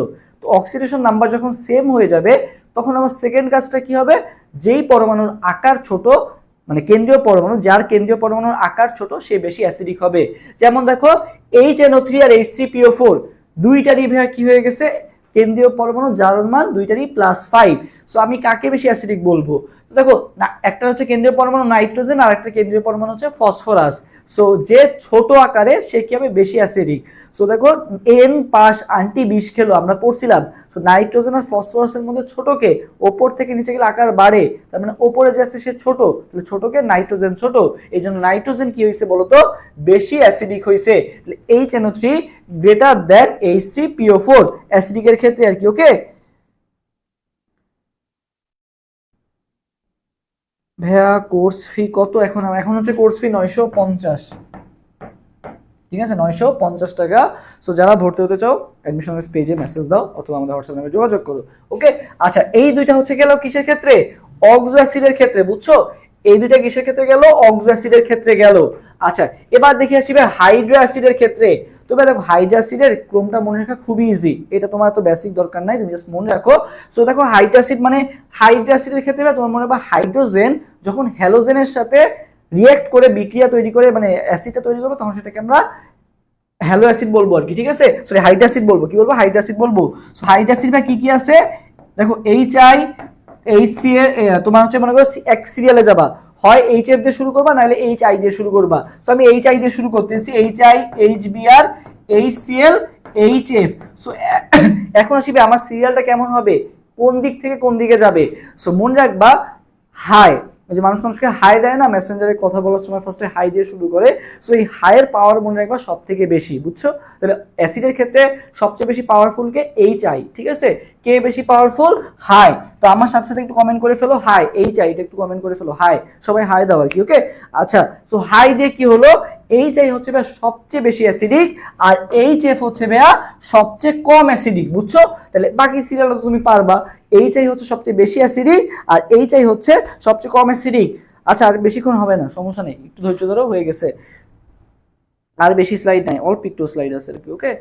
আচ্ছা কোথায় জানিয়েছিলাম, এখানে। আচ্ছা সো HI কি, HI হচ্ছে সবচেয়ে বেশি অ্যাসিডিক, আর HF কি, সবচেয়ে কম অ্যাসিডিক, ওকে। আচ্ছা এই সিরিয়ালটা মনে রাখবা, তাহলেই হবে। আচ্ছা সো এই যে HNO3 এবং H3PO4 এর মধ্যে বলছে যে কোনটা বেশি হচ্ছে অ্যাসিডিক। সো দুইটারই কিন্তু কেন্দ্রীয় পরমাণু জারণ মান সেম, বাট যার আকার যেটা ছোট, আমি তোমাদের একটু আগে এটা বুঝাইছি। সো আশা করি এটা পারবা তোমরা। আচ্ছা এবার আসি, দেখো আমাদের হচ্ছে এই যে কিছু পিএইচ এর মান আছে, যেগুলো আমাদের মুখস্থ করতে হবে আর কি, ওকে। সো এখান থেকে কিন্তু পিএইচ গুলো আসে। সো আমি সকল পিএইচ, বইয়ে যত পিএইচ আছে মোটামুটি সকল পিএইচ দেখবা যে ছড়ানো ছিটানো। সো আমি কি করছি, সকল পিএইচ তোমাকে একসাথে একটা ছকে এনে দিছি, যার ফলে তুমি খুব সহজে যাতে রিভিশনটা দিতে পারো। সো দেখো ফার্স্ট অফ অল সহজ জিনিসটা শুরু করি, মানুষের রক্তের পিএইচ। মানুষের রক্তের পিএইচ কত ভাইয়া, 7.4। এটা আমরা সবাই জানি, মানুষের রক্তের পিএইচ কত, 7.4। এটা তোমার বেসিক, এটা জানা উচিত। আচ্ছা পাকস্থলী রসের পিএইচ। তো পাকস্থলী কেমন? আমরা জানি পাকস্থলীতে HCl অ্যাসিড থাকে, এটা তোমরা জানো। সো পাকস্থলীতে যেটা HCl অ্যাসিড থাকে এটা কেমন হবে? স্বাভাবিকভাবে অম্লীয় হবে। সো কত হবে? 1.4 থেকে 2। ঠিক আছে, পাকস্থলীতে গিয়ে থাকে আমরা জানলাম HCl অ্যাসিড থাকে বা হাইড্রোক্লোরিক অ্যাসিড থাকে, এই জন্য পাকস্থলী কেমন হবে? অ্যাসিডিক হবে। আর অ্যাসিডিক মানে কেমন হবে?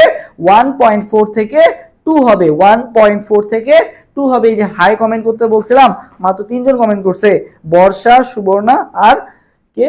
সুপ্ত। বাকিরা কই? এই যে বাকিরা সবাই ঘুমায় গেছো। আচ্ছা, এটা গেল। এই যে লেবুর রস, বুঝছো? এই যে লেবুর রস, আজকে যে লেবুর দাম যত বেড়ে গেছে দেখছোই তো তোমরা ফেসবুকে, যে লেবুর দাম অনেক বেড়ে গেছে।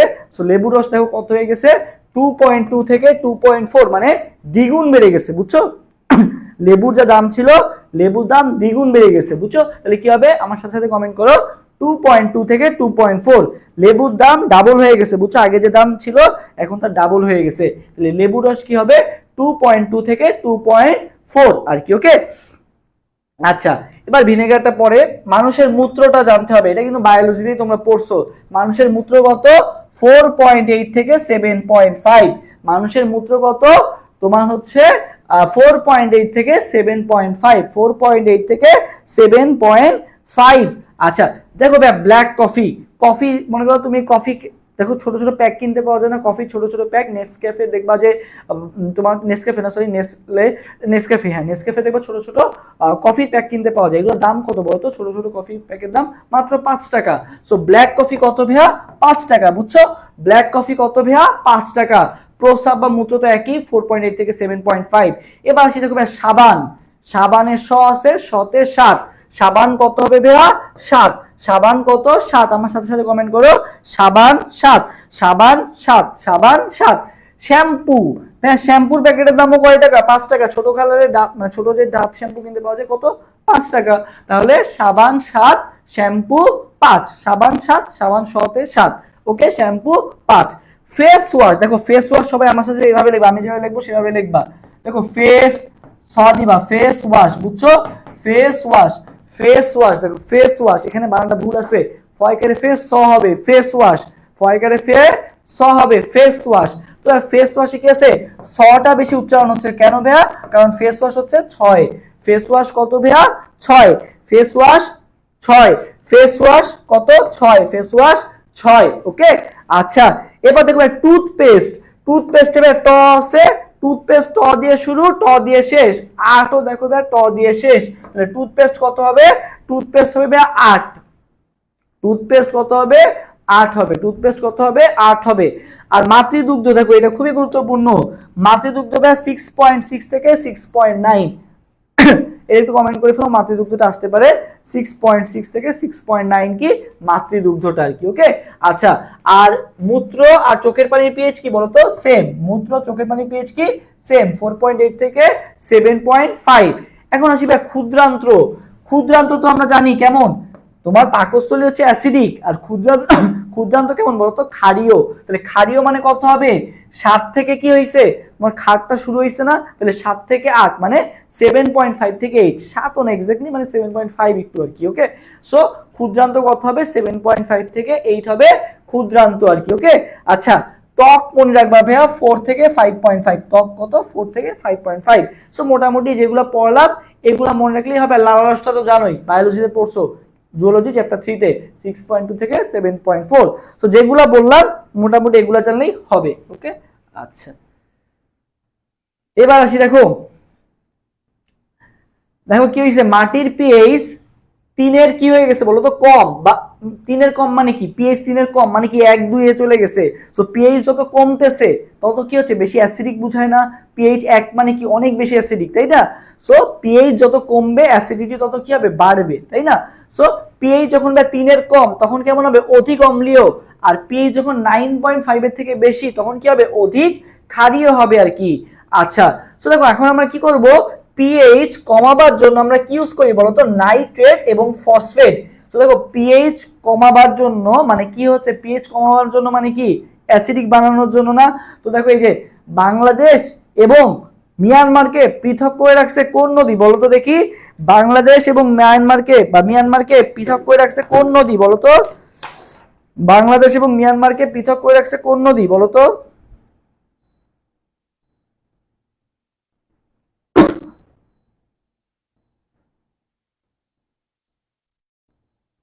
বাংলাদেশ এবং মিয়ানমারকে পৃথক করে রেখেছে কোন নদী বলো তো একটু, বলতে থাকো, আমি একটু ইয়া করি। তোমাদেরকে এদিকে গরম পড়ে গেছে, আমার এখানে তো প্রচুর গরম। নাফ নদী, আচ্ছা। তো দেখো ভাই, নাফ নদী আমার সাথে সাথে কমেন্ট করবা, নাফ নদী, বুঝছো? নাফতে কি হইলো, দেখো এই যে বাংলাদেশ আর মিয়ানমারকে পৃথক করেছে নাফ নদী, সো রোহিঙ্গারা হচ্ছে চলে আসতেছে সব, ঠিক আছে? ওই মিয়ানমার থেকে সবাই বাংলাদেশে চলে আসতেছে, তো বাংলাদেশ কি করলো, এই যে নাফ নদী যেটা আছে না, এটা পুরো অ্যাসিডিক বানাই দিল, যাতে আর বহিরাগতরা প্রবেশ করতে না পারে। সো কি করছিল, নাফ নদী কাজ কি, অ্যাসিডিক বানাই দিছে। সো তোমার যখন অ্যাসিডিক বলবে, মানে পিএইচ কমাবার জন্য বলবে, তখন তুমি কি ইউজ করবা, নাফ নদী ইউজ করবা, মানে নাইট্রেট আর ফসফেট। তো ভাই মনে রাখবা, এই যে পিএইচ কমাবার জন্য মানে কি তুই করতেছো, তুমি অ্যাসিডিক বানাচ্ছ। সে অ্যাসিডিক কোথায়, নাফ নদীতে, মানে নাইট্রেট আর ফসফেট, বুঝছো? নাইট্রেট এবং ফসফেট। তাহলে পিএইচ কমাবার জন্য কি মনে রাখবা, নাফ নদী আর কি, ওকে? পিএইচ কমাবার জন্য কি নাইট্রেট আর ফসফেট ইউজ করবা। আচ্ছা, মানুষের রক্তে কয় ধরনের বাফার দেখতে পাওয়া যায়, 3 ধরনের বাফার। সো 3 ধরনের বাফার কি কি ভাইয়া, মনে রাখবে, এই যে নোয়াখালীর মানুষজন মনে রাখবা, প কে কি বলে বলো তো, ফ বলে। প কে কি বলে ভাইয়া, ফ বলে। নোয়াখালীর মানুষজন মনে রাখবা, প কে কি বলে, ফ বলে। তো কি সবাই আমার সাথে মনে রাখবা, প কে বলে ফ। তো পতে প্রোটিন বাফার, বলেতে ভাইয়া বাইকার্বনেট বাফার, আর ফতে কি ভাইয়া, ফসফেট বাফার। তাহলে প্রোটিন বাফার, বাইকার্বনেট বাফার আর ফসফেট বাফার, 3 ধরনের বাফার দেখতে পাওয়া যায়। পকে বলে ফ, দেখো কি কি বাফার, প্রোটিন বাফার, বলেতে কি ছিল, বাইকার্বনেট বাফার, আর ফতে কি ছিল ভাই, ফসফেট বাফার, ওকে? সো আন্তঃকোষীয় বাফার কোনটা, ফসফেট বাফারটা হচ্ছে আন্তঃকোষীয় বাফার। সো পকে বলে ফ। আচ্ছা, এবার দেখি আসলে অ্যাসিডোসিস আর অ্যালকালিসিস। সো কোন রোগীর রক্তের পিএইচ 6.90 হলে তাকে কি বলবো, দেখো 6.90 মানে কি 7 এর কম, মানে কি অ্যাসিডিকের দিকে, তাহলে এটাকে আমরা কি বলবো, অ্যাসিডোসিস। তাহলে 6.90 কম হলে সেটাকে আমরা কি বলবো, অ্যাসিডোসিস। আর যদি বা 7.45 এর বেশি হয়, কতর বেশি, 7.45 এর বেশি, মানে কি এটা তোমার খালের দিকে যাচ্ছে, তাহলে এটাকে কি বলবো আমরা, অ্যালকালিসিস, ওকে? একটা হচ্ছে অ্যাসিডোসিস আর একটা কি অ্যালকালিসিস। 6.9 এর কম হলে অ্যাসিডোসিস, 7.45 এর বেশি হলে অ্যালকালিসিস, ওকে? আচ্ছা, সো 23 নম্বর কোশ্চেন আনসার দিয়ে দাও যে নিচের কোনটা সত্য নয়। নিচের কোনটা সত্য নয় বলো তো দেখি, নিচের কোনটা মিথ্যা বলতেছে এখানে, রমজান মাসেও মিথ্যা বলতেছে, বলো কে বলতেছে মিথ্যা এখানে, নিচের কোনটা সত্য নয়, বলো বলো দ্রুত।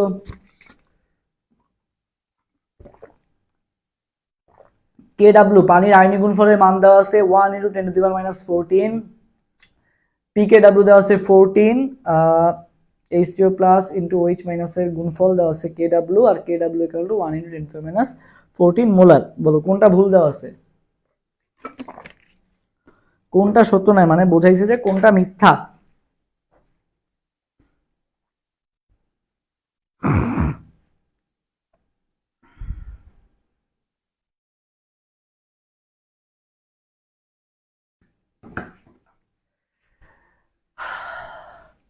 দেখো মাথা যদি একটু কাজে লাগাও, উত্তর এর মধ্যেই আছে। এই যে ডিইউএ 2021 সালে আসা কোশ্চেন, ঠিক আছে? আমার সময় আসছিল ঢাকা ইউনিভার্সিটিতে, ঢাকা ইউনিভার্সিটিতে আমার সময় যে 2021 না, এটা আমার সময় আসা কোশ্চেন।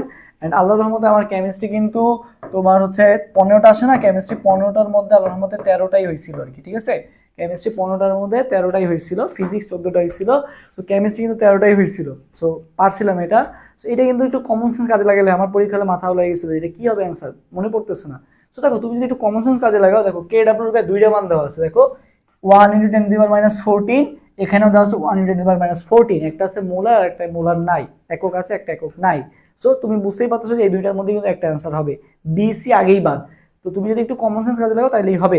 এখন দেখো ভাইয়া, যেহেতু দুইটাই কি একটা গুণফল না, এদের কিন্তু কি থাকবে না, কোনো একক থাকবে না আর কি, বুঝছো? সো এখানে কিন্তু একক দিয়ে দিছে, কেডব্লিউর কি নাই, কোনো একক নাই। সো এখানে কি করছে, তোমাকে কেডব্লিউর একটা একক দিয়ে দিছে। সো এই একক যেটা দেওয়া আছে এটা কিন্তু ভুল, তার মানে অ্যান্সার কোনটা হবে, এ, ঠিক আছে? এটা একক নাই, BpKW 10^14, ঠিক আছে। যখন তুমি মাইনাস লগে চলে যাবে, PKW মানে কি মাইনাস লগ চলে আসবে, তখন এই -14টা সামনে চলে আসবে আর মাইনাসে মাইনাসে প্লাস হয়ে যাবে। সো 14 চলে আসলো। KW তো ভাইয়া কি, KW মানে কি দুইটার গুণফল। সো গুণফল মানে কি H প্লাস আর OH মাইনাস এর গুণফলই হচ্ছে মানে আয়নিক গুণফল। সো এটাও ঠিক আছে। সো এইটা কিন্তু ভুল আছে, যে মোলার দেওয়া আছে, মোলার হবে না, তোমার অ্যান্সার হবে ডি নাম্বারটা। ওকে ফাইন, নেক্সট কোশ্চেনে যাই। এটা চলে গেল। ওকে একটা মিনিট। আচ্ছা এবার বলো, দেখি নিচের কোন অ্যাসিডটির কে এর মান সবচেয়ে বেশি, নিচের কোন অ্যাসিডটির কে এর মান সবচেয়ে বেশি, বুঝছো? সো মানে কে বেশি অ্যাসিডিক, কে এর মান বাড়লে মানে অ্যাসিডিক বাড়বে আর কি, ঠিক আছে। এ আর ডি এর মধ্যে কনফিউজ, হ্যাঁ ডি এর মধ্যে কনফিউজ, মনে রাখবা KW এর কোনো একক নাই। ওকে তো কে এর মান বেশি, হ্যাঁ মনে রাখবা কে এর মান বেশি মানে সেটা বেশি অ্যাসিডিক, আর পিকে হচ্ছে কে এর উল্টা, বুঝছো, পিকে এর মান কমলে বেশি অ্যাসিডিক, ঠিক আছে। তো কি বললাম, অ্যাসিডিটির সাথে কে এর সম্পর্ক কি সমানুপাতিক। তো কে বাড়লে অ্যাসিডিটি বাড়ে, আর পিকে কি হবে তাহলে কমলে অ্যাসিডিটি বাড়ে, পিকে এর সাথে কি সম্পর্ক, উল্টা সম্পর্ক আর কি, বুঝছো। তাহলে কে বাড়লে অ্যাসিডিটি বাড়বে। সো বলছে কোন অ্যাসিডের কে এর মান সবচেয়ে বেশি, মানে কে বেশি অ্যাসিডিক। সো তোমার এখানে কাজ কি হবে, সবগুলার অক্সিডেশন নাম্বার বের করা কেন্দ্রীয় পরমাণুর। সো এটা কিন্তু জানার কথা যে HClO4 কি বলতো সবচেয়ে বেশি কি অ্যাসিডিক। তারপর আমি তোমাদেরকে এটা করে দেখাই যাতে তোমরা পারো, একটা করে দেখাচ্ছি তাহলে যদি ইজি হয়। তো দেখো এখানে কেন্দ্রীয় পরমাণু কি আছে, ক্লোরিন আছে। সো দ্রুত ক্যালকুলেশন করতে হবে, হাইড্রোজেন কি +1 আর অক্সিজেন কি -2, 4 দুগুণা কত হবে -8 হবে। তাহলে -8 আর +1 কত আসছে, -7। তাহলে ওই পাশে গেলে কি হয়ে যাবে, +7 হয়ে যাবে। তাহলে Cl কত হবে, +7। আচ্ছা HNO3 এর ক্ষেত্রে কত হবে দেখো তো, এই যে আমি মুখে মুখেই করে ফেলি, দেখা মাত্র উত্তর দিয়ে দিব।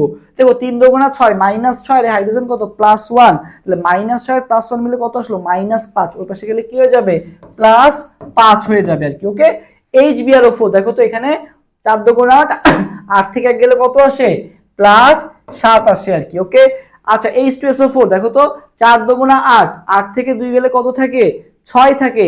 6 মানে কত, 6 +6, তার মানে দেখো আমার দুইটা আসছে 7, একটা আছে ব্রোমিন আর একটা আছে ক্লোরিন। এখন আমরা জানি আকারে ছোটকে ফ্লোরিন, ক্লোরিন, ব্রোমিন। সো কে ছোট, ক্লোরিন ছোট, তার মানে কে হবে HClO4 কি হবে সবচেয়ে বেশি অ্যাসিডিক হবে, ইজি। ওকে আর HClO4 জানো, এটা তোমরা জানা উচিত যে HClO4 কিন্তু সবচেয়ে বেশি অ্যাসিডিক। এই মানে অক্সিডেশন নাম্বার বের করার ক্ষেত্রে এটা দেখবা যে সবসময় বেশি কি হচ্ছে, অ্যাসিডিক হচ্ছে। এবার আসি নিম্নের কোন অ্যাসিডের পিকে এর মান সবচেয়ে বেশি, উল্টা বলছে আর কি, বুঝছো। আগে কি ছিল কে, এবার কি দিয়ে দিছে বলো তো, পিকে। মানে কি বোঝাচ্ছে, কোনটির পিকে এর মান সবচেয়ে বেশি, তার মানে কি কোনটা কম অম্লীয়। মেইনলি তোমাকে আস্ক করা হয়েছে কি কোনটা কম অ্যাসিডিক, বুঝছো। আমি তোমাকে জিনিসটা ভেঙে বুঝাই দিলাম, নিচের কোনটা কম অ্যাসিডিক বলো তো, নিচের কোনটা কম অ্যাসিডিক হবে। বলা হয়েছে যে নিচের কোনটা তোমার হচ্ছে কম অ্যাসিডিক, কম অ্যাসিডিক দিবে কে,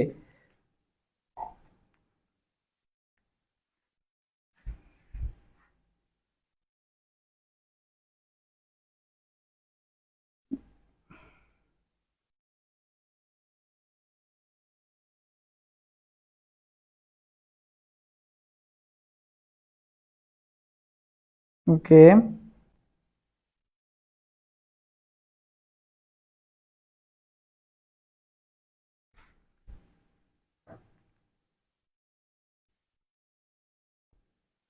ফোন দেওয়া হয়েছিল ক্লাসের জিনিসটা জানানোর জন্যই আর কি, সমস্যা নেই, ধরতে পারো নাই প্যারা নেই। আচ্ছা দেখো সো ভাই আমরা জানি কি অ্যাসিডিক কখন হয়, অ্যাসিডিটি কখন বাড়ে, ক্লোরিন থাকলে কি অ্যাসিডিটি বাড়ে। সো ক্লোরিন থাকলে কি হবে, অ্যাসিডিটি বাড়বে। সো ক্লোরিন গুলা কি আগেই বাদ, ঠিক আছে, ক্লোরিন গুলা আগেই বাদ। এখন কি আছে CH3COH, একটা আছে অ্যালিফেটিক আর একটা কি আছে বলতো অ্যারোমেটিক। সো এদের মধ্যে আবার এটা আছে বেনজিন, ঠিক আছে, বেনজোইক অ্যাসিড। সো এটা কিন্তু কি বলতো তোমার ইথানোইক অ্যাসিড আর কি। সো এটা কিন্তু কি হবে, এটা কম অ্যাসিডিক, বুঝছো, এটা কি হবে কম অ্যাসিডিক, আর এটা কি হবে বেশি অ্যাসিডিক তুলনামূলক, ঠিক আছে। সো কে কম অ্যাসিডিক তারই তো পিকে এর মান বেশি হবে, তাই না।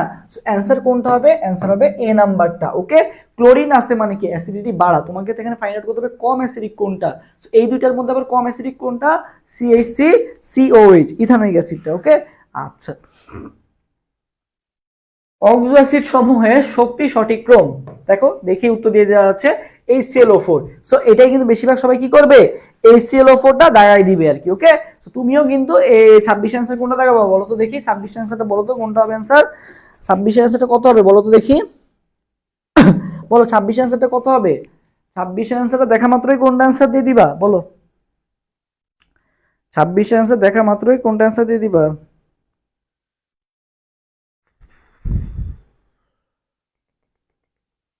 বলো 26 অ্যান্সার কোনটা দিবা তোমরা।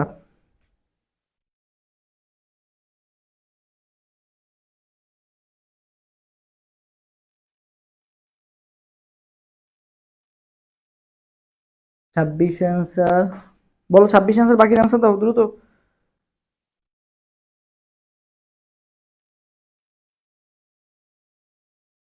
26 অ্যান্সার ডি। আচ্ছা দেখো, 26-এ কিন্তু দেখা মাত্রই অনেকে কি দিবে, আমি বলছি HClO4 বেশি, HClO4 বেশি জায়গায় দিবে, বাট দেখো HClO4 বেশি কিন্তু তোমার অপশন দুইটাতে আছে, তো তোমাকে এটা ফাইন্ড আউট করতে হবে। দেখো এখানে কি আছে, সালফিউরিক অ্যাসিড আর নাইট্রিক অ্যাসিড, তো তোমার এই দুইটার মধ্যে পার্থক্য করলেই হবে। তো দেখো সালফিউরিক অ্যাসিডের ক্ষেত্রে কত দেখেই বলে দেওয়া যাচ্ছে, 4 দুগুণা 8, 8 থেকে 2 গেলে কত হয় +6, আর নাইট্রিক অ্যাসিড কত আসে 3 দুগুণা 6, 6 থেকে 1 গেলে কত থাকে +5। সো কোনোভাবেই কি এটা থেকে কোনো বড় হয়, অপশন এ কিন্তু ভুল আছে, তার মানে অ্যান্সার কোনটা হবে, অপশন ডি নাম্বারটা হবে অ্যান্সার, কোনটা হবে অপশন ডি, কেউ আবার ভুলেও এ দাগায়ও না। ওকে, আচ্ছা এবার আসি, দেখা যাচ্ছে কোনটির পিএইচ সবচেয়ে কম, 0.1 মোল HCl, 1 মোলার Na2CO3, 0.1 মোল NaCl, 0.1 মোলার NaOH। ঠিক আছে, কোনটার কি বলা হয়েছে, তোমার পিএইচ সবচেয়ে কম, আর বেশি কোশ্চেন নাই, শেষ, আমরা প্রায় শেষের দিকে। বলো তো এটার আনসার কোনটা হবে, কোনটার পিএইচ সবচেয়ে কম। আর তোমাদের জন্য যারা পেইড ব্যাচ স্টুডেন্ট আছো, তোমাদের জন্য হোয়াটসঅ্যাপ একটা গ্রুপ খুলবো, তোমাদের যা যা এমসিকিউ প্রবলেম বা যে জায়গায় তোমার প্রবলেম ফেস করতেছো ওই গ্রুপে দিয়ে দিবা, ওখানে ডিসকাশন গ্রুপে সলভ করে দেওয়া হবে আর কি। ওকে, ওখানে টিচার বা মেন্টর প্যানেলেরাও অ্যাড থাকবে, তো তোমাদের ওইগুলো সলভ করে দিব, সমস্যা নেই।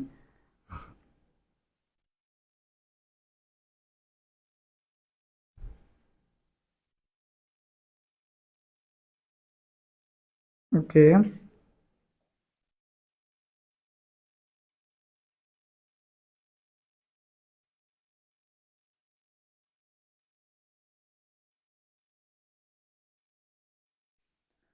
(0.1 মোল NaCl), ওকে একটা আনসার আসছে।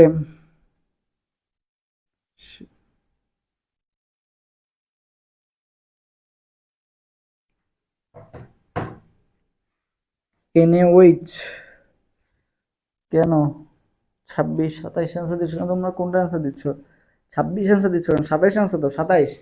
দেখো পিএইচ সবচেয়ে কম মানে কি বোঝাচ্ছে, কোনটা বেশি অ্যাসিডিক, পিএইচ কম মানে কি, সাতের কম যেগুলো সেগুলাই তো, তাই না, মানে পিএইচ যার যত কম সে তত বেশি অ্যাসিডিক হয়। তো দেখো এগুলো সবই কিন্তু কি বলো, এই যে সোডিয়াম ক্লোরাইড লবণ, সোডিয়াম হাইড্রোক্সাইড ক্ষার, সো এই যে অ্যাসিড কোনটা আছে HCl, তার মানে অ্যান্সার কোনটা হবে, 27 এর অ্যান্সার হবে এ নাম্বারটা, 27 এর অ্যান্সার হবে কোনটা, এ নাম্বারটা। একজন বলছে ডি, ডি কিভাবে হয়, এটা কি সোডিয়াম হাইড্রোক্সাইড কি হয়, সোডিয়াম হাইড্রোক্সাইড তো বেস মানে ক্ষার, এর কি পিএইচ কম হবে, পিএইচ তো বেশি হবে, পিএইচ বেশি মানে কি ক্ষারীয়, আর পিএইচ কম মানে কি অ্যাসিডিক না, জিনিসটা আমাদেরকে মনে রাখতে হবে। ওকে, আচ্ছা এরপর নেক্সট কোশ্চেনে যাই। দেখো কোন জলীয় দ্রবণটি, তার মধ্যে দুইটা এমসিকিউ আছে, আয়নিত প্রোটনের ঘনমাত্রা সর্বনিম্ন, দেখি এটা আনসার দাও তো দেখি, কোনটিতে প্রোটনের ঘনমাত্রা সর্বনিম্ন, কোনটিতে প্রোটনের ঘনমাত্রা সর্বনিম্ন, কোনটিতে প্রোটনের ঘনমাত্রা সর্বনিম্ন, বলো তো দেখি কোনটিতে প্রোটনের ঘনমাত্রা সর্বনিম্ন। আর মাত্র দুইটা কোশ্চেন আছে, ওকে ধৈর্য ধরো, শেষ প্রায়। কোনটিতে প্রোটনের ঘনত্ব সর্বনিম্ন মানে ঘনমাত্রা সর্বনিম্ন,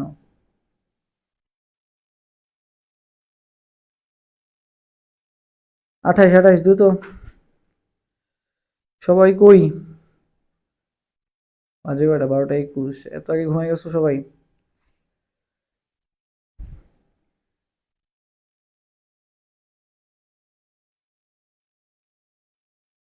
27-এর 28 অ্যান্সার কই, 28 অ্যান্সার এখন আমার কাছে আসে নাই, 28 অ্যান্সারটা দাও দ্রুত।